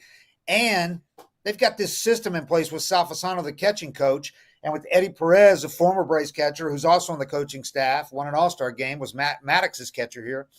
They have the 5 of them and an analytics guy with the pitcher and the pitching coach every single day going over game plans, all of them, every one of them. So even when one of those catchers is hurt, he's still in those meetings. So they've got this wisdom, and it's been invaluable with these young pitchers. The guys like you're talking about, Smith Shawver coming up tonight, the guy like Schuster, Dylan Dodd, all these guys that could have been in over their skis and been overwhelmed by this. They feel like by the time they get out there, sure, they still got to look around and see the 3 decks, but they've had so much told to them about what to expect and so much trust in these catchers. They don't even have to worry about the pitch selection. Whatever the catcher puts down, they're like, yeah, let's go. So anyway, just to get back to what you're talking about, has he traded some prospects? Yes, but not the really, really great ones. Like Acuna was off limits. Austin Riley was off limits entirely. Who else? Soroka was off limits. He had some that he just was not going to deal regardless, and he got some huge offers for him. He wanted Real Muto when he was on the market, and they wanted Ozzie Albies and Austin Riley and somebody else for him, or Acuna. So that's what they wanted for Real Muto. And some fans would have had him do it because Real Muto was all the rage at the time, best catcher in baseball. And Alex Anthopoulos was like, nope, not going to do it. There's no way. And in the end, almost every situation that he's done like that has worked out great for him. But like as of like 2 years ago, when they had this foundation in place and they had a bunch of these guys signed to long-term deals, he was then willing to trade some of these prospects that he had a surplus with. And he did that to bring Olsen over here and replace Freddie. He did that to bring in Murphy this year from Oakland. Oakland's been like a feeder system for them. So he's done it a little bit more lately, but he did not do it with the guys like Acuna. And if I'm the Reds, I'm not trading and they know their prospects better than other people know them. I'm not trading the ones that you absolutely believe can be the guys for the next 10 years. Like Ellie. I mean, obviously you're not trading him. I'd sign that kid, go long-term with him right now like they did Acuna, because you're going to be able to get him. You're going to take some risk, but it's not much risk. That kid is Acuna. I mean, he is a superstar. I'd sign him tomorrow. You got to get him signed. And then the others are easier to fill in around when you got a guy like that in place too. Like the Braves signed Acuna. Ozzie Albies is his best friend. So 2 weeks later, they signed Acuna to Ozzie Albies to a ridiculously low deal. Ozzie Albies is making like $7 million in the peak of his contract, and Acuna's contract peaks at $17 million. He's going to be one of the best 3 or 4 players in the game, making $17 million a year when others are making 40. Right. You know, the other thing that I was walking through the monologue tonight about the kid pitching tonight. And again, you've been around baseball forever. I was around baseball forever. And I mean, I wish I had $1 for every time I've heard general managers, scouting directors, whatever, player development guys talk about, we don't want to rush this guy through the system. We don't want to do that. The kid tonight's 20 years old. Not Alex Anthopoulos. I mean, it's unbelievable to going back and really reading more about this kid. Single A, double A, triple A, big leagues. I mean, boom, boom, boom, boom, boom. Every case is different, but clearly the Braves on many different levels, which we've talked about already. But now you evolve into this other one where they're saying.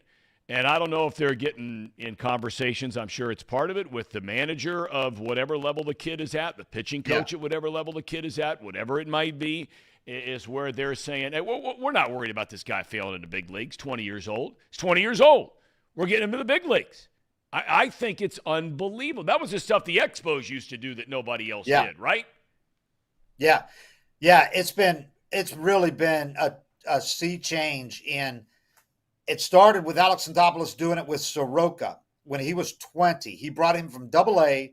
They needed a starter against the Mets in New York, and the Mets were good at the time. And he brought up Soroka from Double-A, and we're like, really? He's 20 years old, this Canadian kid that we'd all heard about, but we've only seen a couple of times in spring training.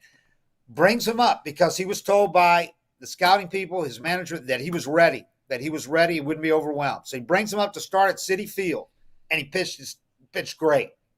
And if it wasn't for the shoulder thing, he would have had a great rookie year. But they shut him down as a precautionary thing, and then we said it's history of it. It continued with Michael Harris and Spencer Strider. Spencer Strider started the year out in low A 2 years ago. They promoted him 4 times within 1 year, which was unheard of. He went low A, high A, double A, triple A, made his big league debut in the last weekend of the season. They put him in in a couple of relief appearances to see whether he might be able to help them in the postseason.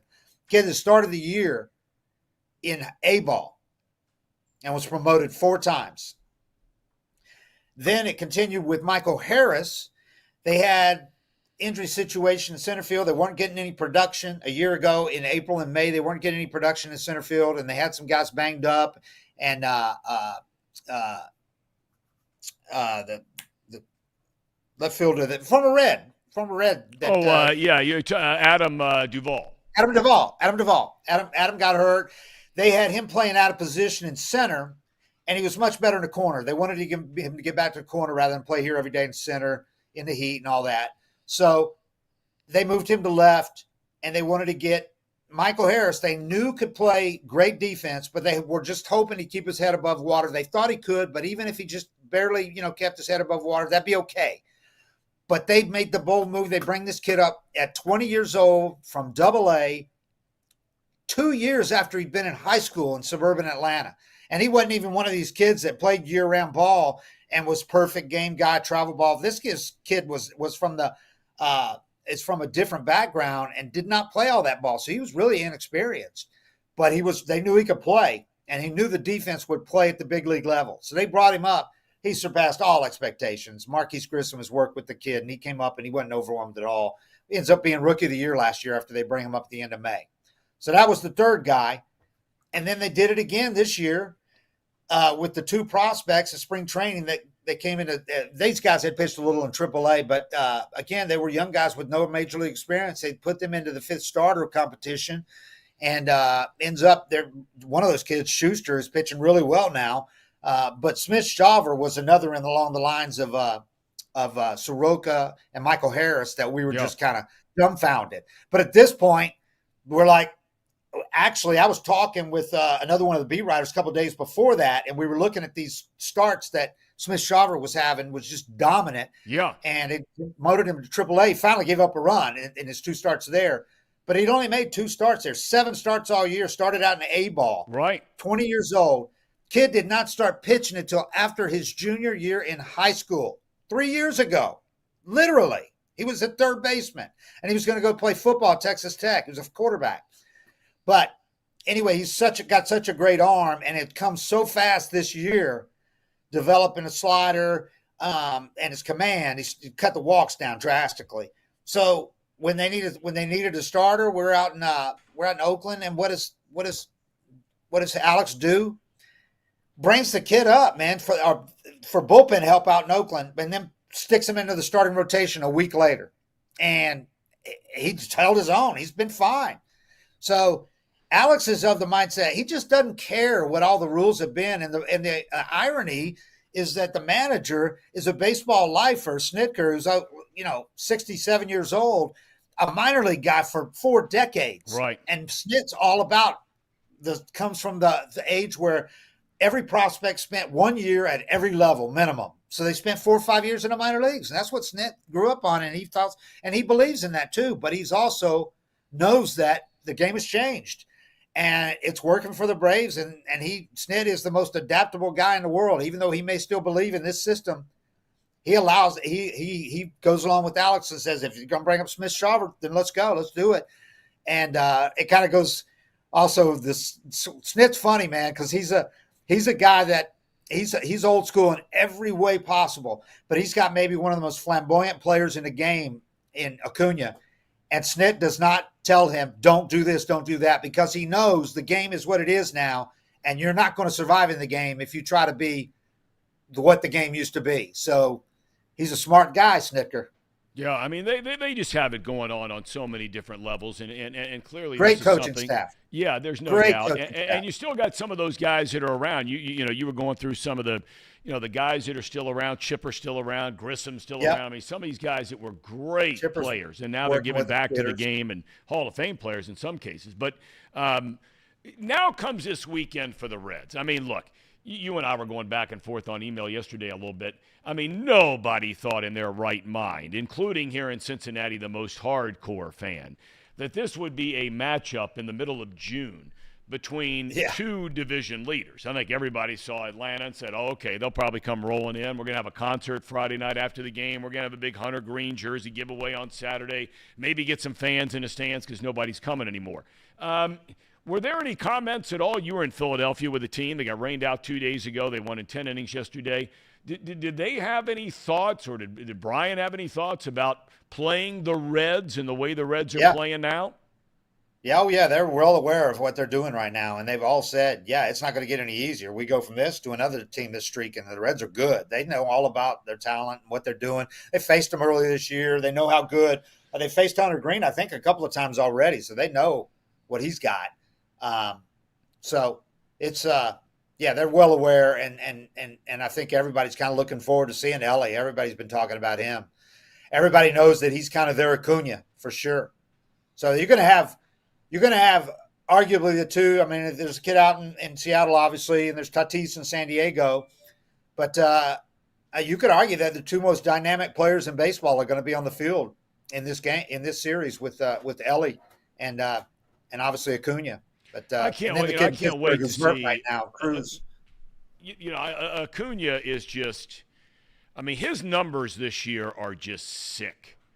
Yeah, he's hands down MVP they really right are now. Just sick. Not only from a power standpoint, a batting average standpoint, on base percentage, slugging, but 31 stolen bases? Maybe I missed one yesterday. I don't know. Yeah, he got another one yesterday. He's on pace for 70 steals and 33 homers. Nobody's ever had 30 homers and 60 steals in a season.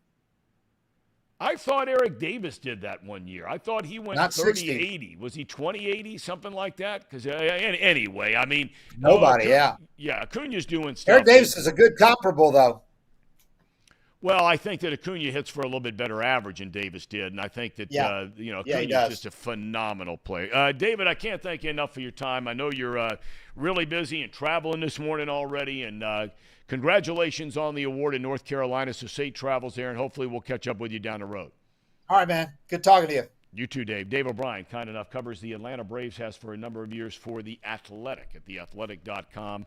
We talk about that website all the time. If you're into sports, that's as good as it gets. And that guy right there, I mean, he is on top of it as much as any beat writer there is in Major League Baseball today. Any impressions, fellas, about all? There was a lot going on there with the Braves and a lot of the things that they have done to build this thing up and get to where they are now, which is the juggernaut, really, of the National League. Well, you touched on it with how we've already extended Hunter Green, and you hope we're going to do that with our young guys this offseason. The Braves model is how, and not that Atlanta's a small market, it's not by any means, but the Braves model is how small market teams can win. You lock up these superstars early, I hate to say it, but before they realize their full value, and you get them on a somewhat team-friendly deal, and you can keep guys for a decade all across the field. And that's what we talked about when we're talking about moving Jonathan India and stuff. You get these guys in the position that they're going to play for the future, and you stay in there. Like Austin Riley only plays third base. Ozzie Albies only plays second base. These guys are so comfortable in where they are, and they have the long-term security of being an Atlanta Brave, that they can just relax and play baseball.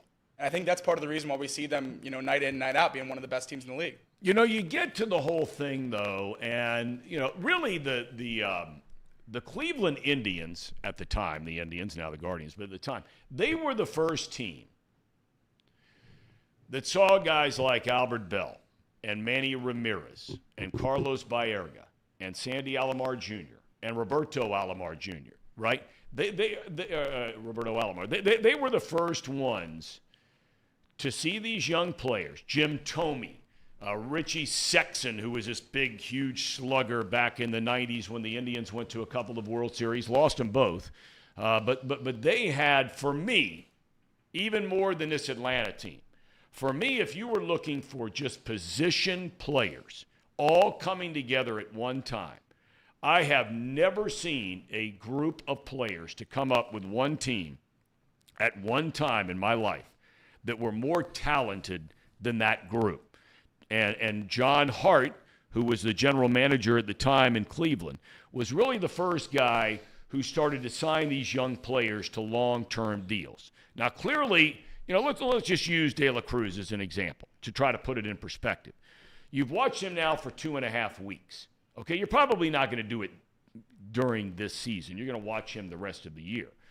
But like the Braves did with Acuna, like the Braves did with Albies, he talked about some of the other guys, you weigh the decision of, okay, we're going to pay him a lot more money, 8, 9, 10, 12 times the amount they would make as a second-year player in the big leagues.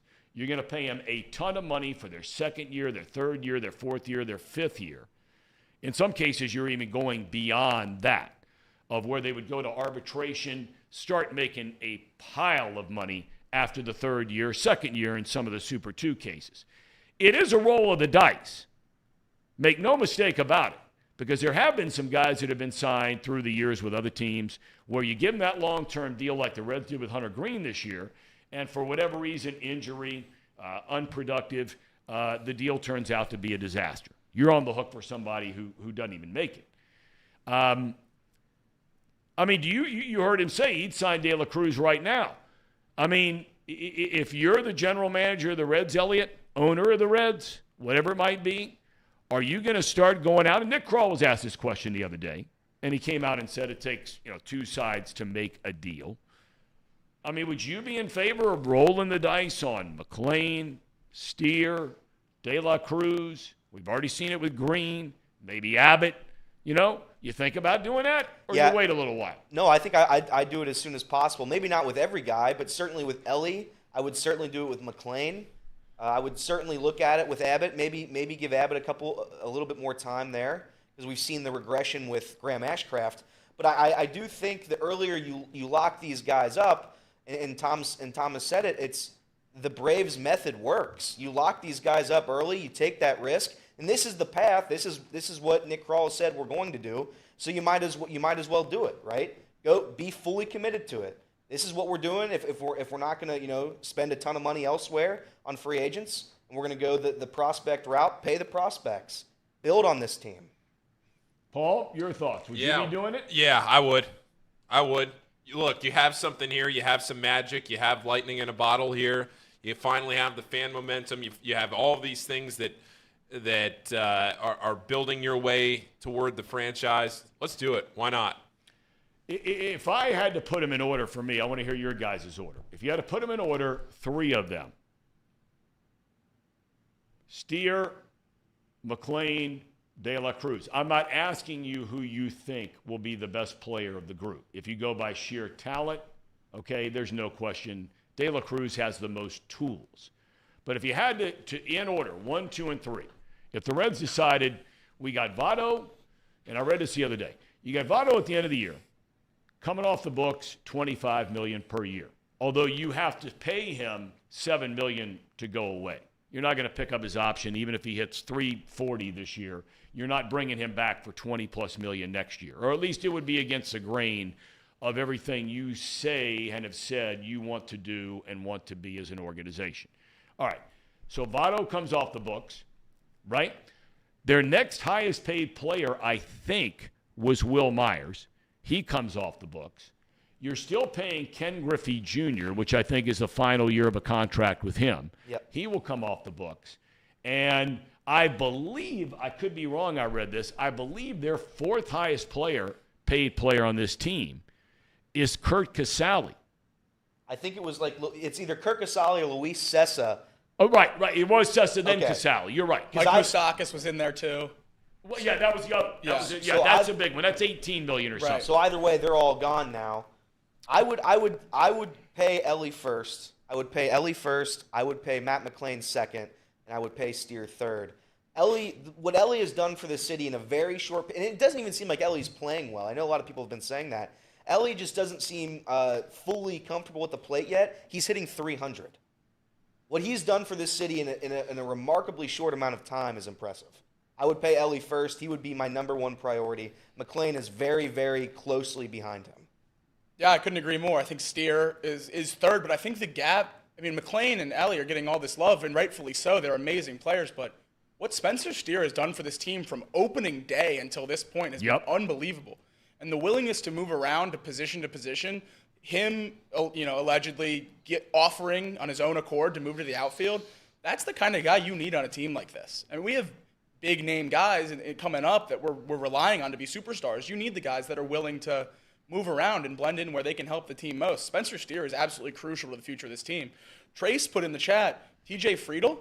Is there a conversation of extending Friedel for a couple years? No, not for me. There are other guys that are far ahead of the line for him. For me, I'm putting McClain 1.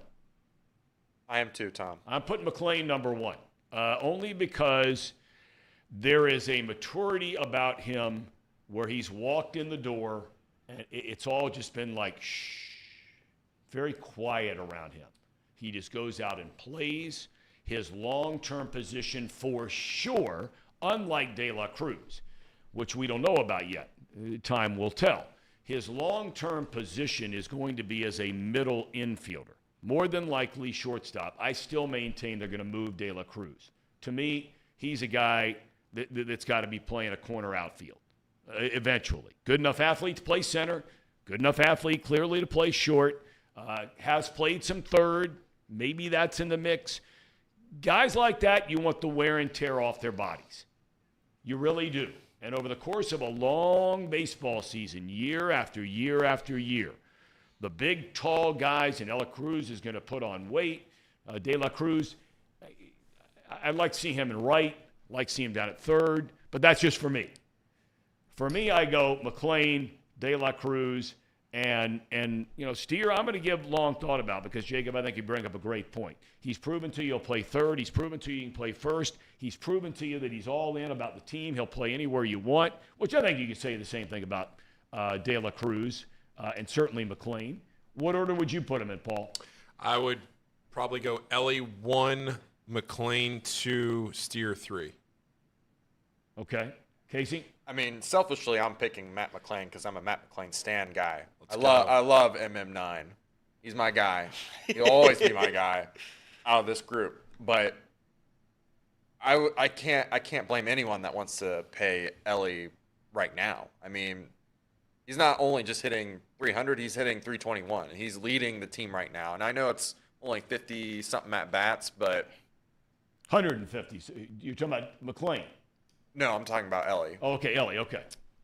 Yeah, Ellie has got 50-something at bats, and he's hitting at 321 right now.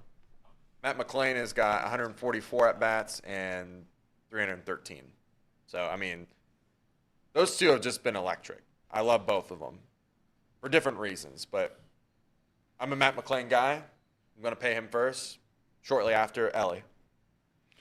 Tell you one guy I'm not going to sign. I would not have done the Hunter Green deal. And look, that's not sitting here and second guessing. I'm not beating them up. I understand why they did it. It's fine. But I'm not. And look, the deals that are given to most of these guys around baseball, right? Why am I drawing a blank on a kid's name? Wander. Franco. Right, okay. So he gets this big long-term deal, right? 10, 11 years with a 12th option, that kind of. I am only giving these kinds of deals to position players. I am under no circumstances giving any of these contracts to pitchers. And the Reds have already done that with Hunter Green. 4 starts in the big leagues. I can't remember the last time that me personally, that I have been more impressed with a starting pitcher than I have been with Andrew Abbott. This kid, he's on it, man. I mean, he is on it. He's savvy. He's calm. He's a strike thrower. He competes. He doesn't want to come out of games. He's pitch efficient. Every time he takes a ball, I mean, you know, you're lucky to get 4 and 5 innings out of the rest of that rotation, minus Green and Lodolo, right? I mean, Ashcraft went a month and a half. He wasn't getting to the 5th unless they left him in there. You just get killed, right? Same thing with Lively, who's had some good starts, but same deal. Weaver, we talked about, the last 4 starts, he's pitched 18 innings combined. So all these other guys, they're not big-time prospects anyway. But no way I'm giving any of these long-term contracts to a pitcher. Position player, I got to think long and hard about it, but I would certainly lean more so in that direction. The pitchers, Green, it's already happened. But it seems like this rash of injuries, again, to pitchers around baseball, it felt like we got like a 2 or 3 year sort of break on that. And now all of a sudden, and there are some debating that this pitch clock could have something to do with it. I mean, there's a lot of talk out there. The Athletic did a big players-only poll the other day. It was a fascinating article where they went through different topics, and especially the rule changes. The size of the bags. It's increased the running game in baseball. Shifts, all this kind of thing. And it was pointed out by a couple of the pitchers who were interviewed for this that would go on the record and allow them to use their name in their quotes, is that they wonder if the pitch clock has something to do with the amount of injuries we're seeing in pitchers. I think it's a legitimate question. I do too. I think, and you've seen it with, I think the biggest proponent of this is Alek Manoah of the Blue Jays. He was coming in this year as probably a top 10 pitcher in the American League. He is now, where is he, Jacob? He's playing baseball in all the way down, Complex League. In a summer league. I don't know what he's doing. And I think for him, it was definitely the pitch clock. It was getting adjusted to the speed of how you have to throw your pitches. You have to, in a timely manner, you just have to be ready. And I think that does play a factor when you're rushing your pitches. It's not like you're getting 4 minutes between pitches like it was 2 years ago. So I do think that plays a factor. And I agree with you about paying pitchers as well. I think Hunter Green's deal was a very team-friendly deal, which is why I'm okay with it. But you look at Steven Strasburg with the Nationals, that guy will never play baseball again. You look at Jacob deGrom with the Rangers, that guy, he's going to give you, 6 games a year? So I don't know. If you extend these guys, there is a strong chance. I think there's more Tommy John surgeries now than there ever has been. That's a year. That's just a gap year there. So I think you're onto something with not extending pitchers early like this. Well, some inside the chat, and you bring up great points about, I think Steve Ross says, Green's contract is not debilitating if it does not work out. I don't agree with that when it comes to a smaller market team. If you're the New York Yankees or the Atlanta Braves, better example. If you're the Atlanta Braves and you heard Dave O'Brien a minute ago talking about all this money that they are reeling in from outside of the primary ones, your national television money, your local television money, selling tickets, selling jerseys, selling hot dogs and beer and popcorn and peanuts. But now all of a sudden, because they own all that land, you just heard him talk about, whether it's condos that are getting built, whether it's bars, whether it's restaurants, whether it's office space in these buildings. The Braves, and for him to draw an analogy, I know he wasn't drawing an analogy, but the Braves thing out there at their ballpark compared to the Cardinals, downtown St. Louis has been one of the most violent cities, number one in the country, most violent city in America for a decade. And those are statistical facts. That's not made up. This year, I think they finished second. The DeWitts own all that land around the ballpark, but people ain't hanging out in downtown St. Louis for a long time after a game. You're just not doing it. In Atlanta, where the ballpark is now compared to where it used to be downtown, that's a whole different. That's like building here in Cincinnati, building the ballpark out in Mason or up here in Westchester or somewhere. And you own all the land around it, and everybody feels like they can hang out there all hours of the day or night, and everything's cool. The one thing I wonder about, and when you start to connect the dots, I wonder how teams are going to be affected by this Bally's thing in terms of wanting to give a long-term contract to anybody. Right? If all of a sudden you take the Reds, for example, I can't remember what their local TV deal is, 30, 40, 50 million a year. Okay, they got paid. The last payment due. It was late, but they got it. Now, will they get it the next time? I don't know. Bally's has filed for bankruptcy. Will they get it the next time? Okay, well, all of a sudden, if you take a franchise like the Reds, and this gets, there's a parallel here between signing a guy to a contract and how much it really affects a team, as Steve asked a question or pointed out. The Yankees can give the $5, $6, $7 million deal to a young player when you got a $240 million payroll. Who cares? Okay. Right, you write it off, got insurance on the guy if he gets hurt. If you don't have insurance on the guy, okay, fine. If you're the Reds and that guy doesn't work out, it's a disaster. Look at Moustakas. That was only a 3-year deal. Yep. Disaster, right? Yep. You're not blaming anybody. It's a disaster. You're paying him to play for somebody else right now to the tune of $18 million a year. Yep. To come in and try and beat your tail.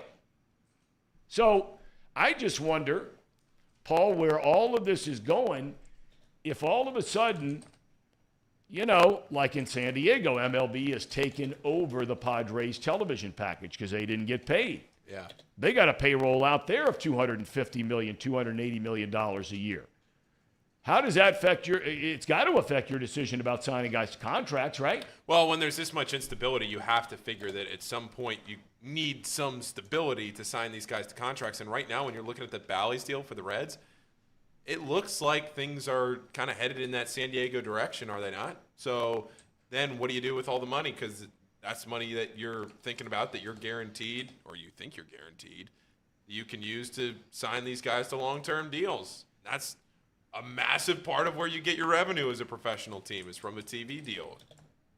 Yeah, they're going to get all the national money. Those are long-term deals, and Fox and Turner, ESPN. Those guys aren't going belly up. So you're going to get all that money. But that local money is still a lot of money. I just wonder what kind of effect that'll have for the long haul. Okay, hey, look, I want to ask you about one thing real quick, totally shifting gears because we only got about 4 minutes left.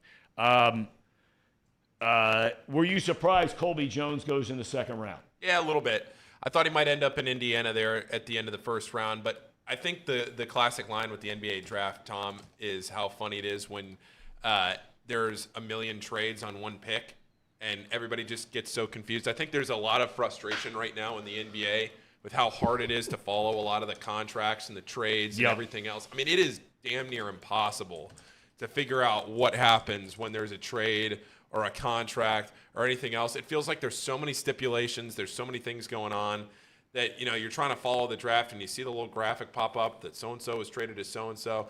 I don't know. I think I'm not surprised that he ended up in Sacramento. That was a popular destination for him. So I'm not surprised that he ended up in Sacramento.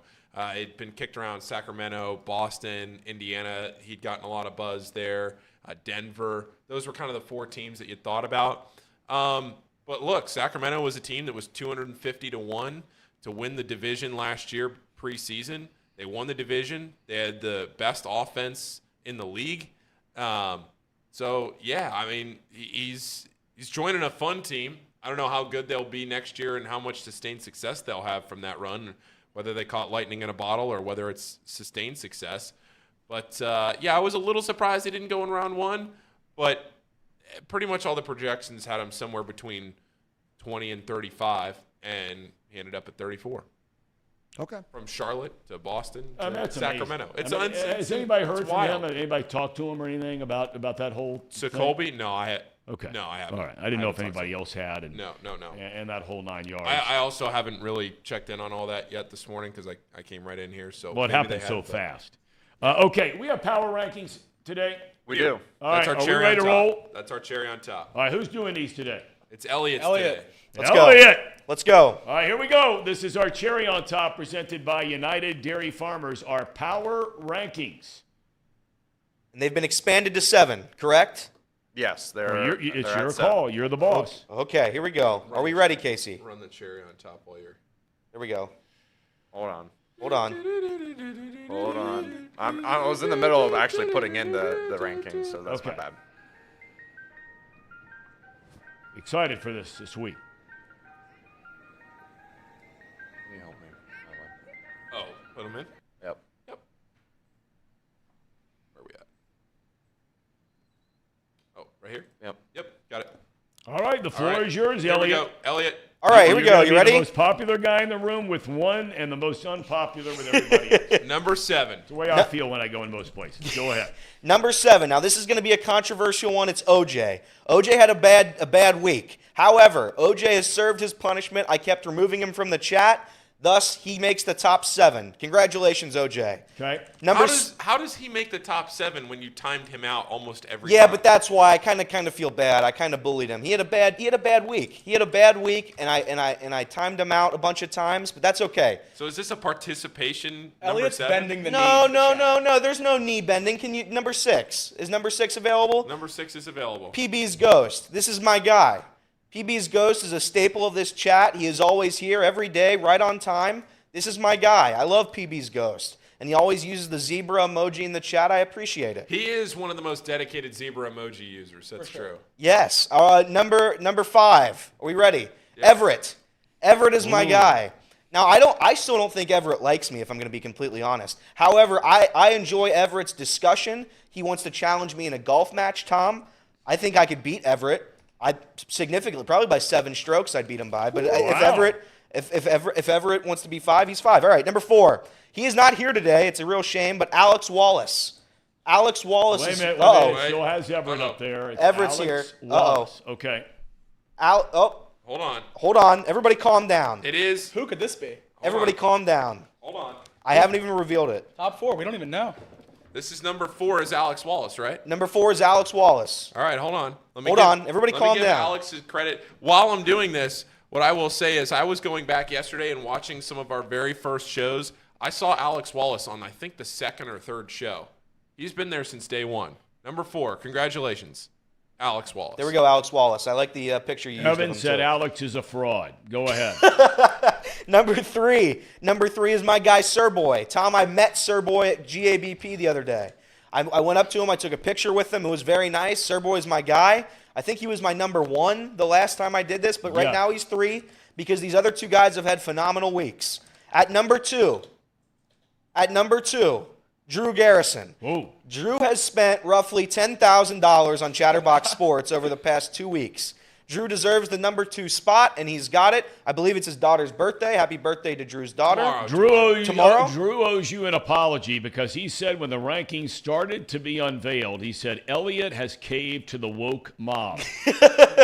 No, there's Drew no. is the woke mob listen, that no, Elliott no, caved to. no. There's no woke mob. This is my honest power rankings here. OJ, sorry for banning you a bunch of times, but you kind of deserved it a little bit. All right, my number 1 this week, without question. Mouse Cop. Back to Mouse back. Cop is our guy. Mouse Cop has been a staple. He's been singing Unwritten with me the past 2 weeks.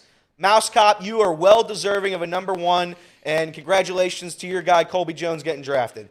Mouse Cop. Is Mouse Cop a dynasty? Mouse Cop is approaching dynasty. 3 out of 5 dynasty. is a dynasty. Yeah. 3 out of 5. He's won 3 out of 5. That's what you need to be a dynasty, and he's 2 in a row right now. So Well, yeah, but I think he won.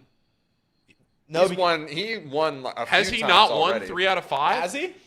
I think he might have. I think. I think he has. Oh boy, it's time to start asking: is Mouse Cop bad for the sport of chat power rankings? Mouse Cop says he thinks this is his 3rd win. Oh, I know I gave it to him. Now Elliott. I think it's Reed, a dynasty. Reed has definitely given it to him at least once. No. Reed has given it to No, him? I don't think Reed No gave it to way. Mouse Yeah, Cop. very early. Very early. No, but he's saying 3 out of the last 5. 3 of the last okay. 5. Okay. All right. I think he's got it. Honorable mentions, Evan and Tim. Shout out those guys. But what a week. What a week it's been in the chat. This chat really was like an all-time week. It was. Tom, I don't know if you have ever heard of the song Unwritten, but Natasha Bedingfield. You ever heard that song? Should you Probably remind heard it. Paul? I don't know it off Should the you top remind of him, my Paul? head. Should we Should we remind him? Have you ever heard the song, Tom? I'm sure I can play you 30 seconds of the Well, no. song. Why would you play it? Well, We can sing just it. Well, no. I just Non-copyright harmonization. non-copyright music. Yeah, no, it's okay. I just didn't know if maybe like. Hold on. Here we go. This is good. This is Hold really on. good. You know this. Like at some point, your daughter or Luke. Or Yeah. Blank page before you open up the dirty window. Oh, yeah, I've heard this song. Yeah. Make the words that you cannot find, reaching for something in the distance, so close you can almost taste it. Release your inhibitions, feel the rain on your skin. No one else can feel it for you, only you can let it in. Sing it, Tom. No one else Tom. can speak the words on your lips. Come on, Tom. With words unspoken, live your life with arms wide open. Today is where your book begins. The rest is still unwritten. Tom wanted to sing. Come on, Tom. It happens about once a month where I realize how far my career has fallen. I hope more and more. Oh, look at this. Oh, Jolly my Jollies. Jolly? Jolly Jolly. Oh, my gosh. Hang on, everyone. We're gonna. Hold on Thank a you second. so much.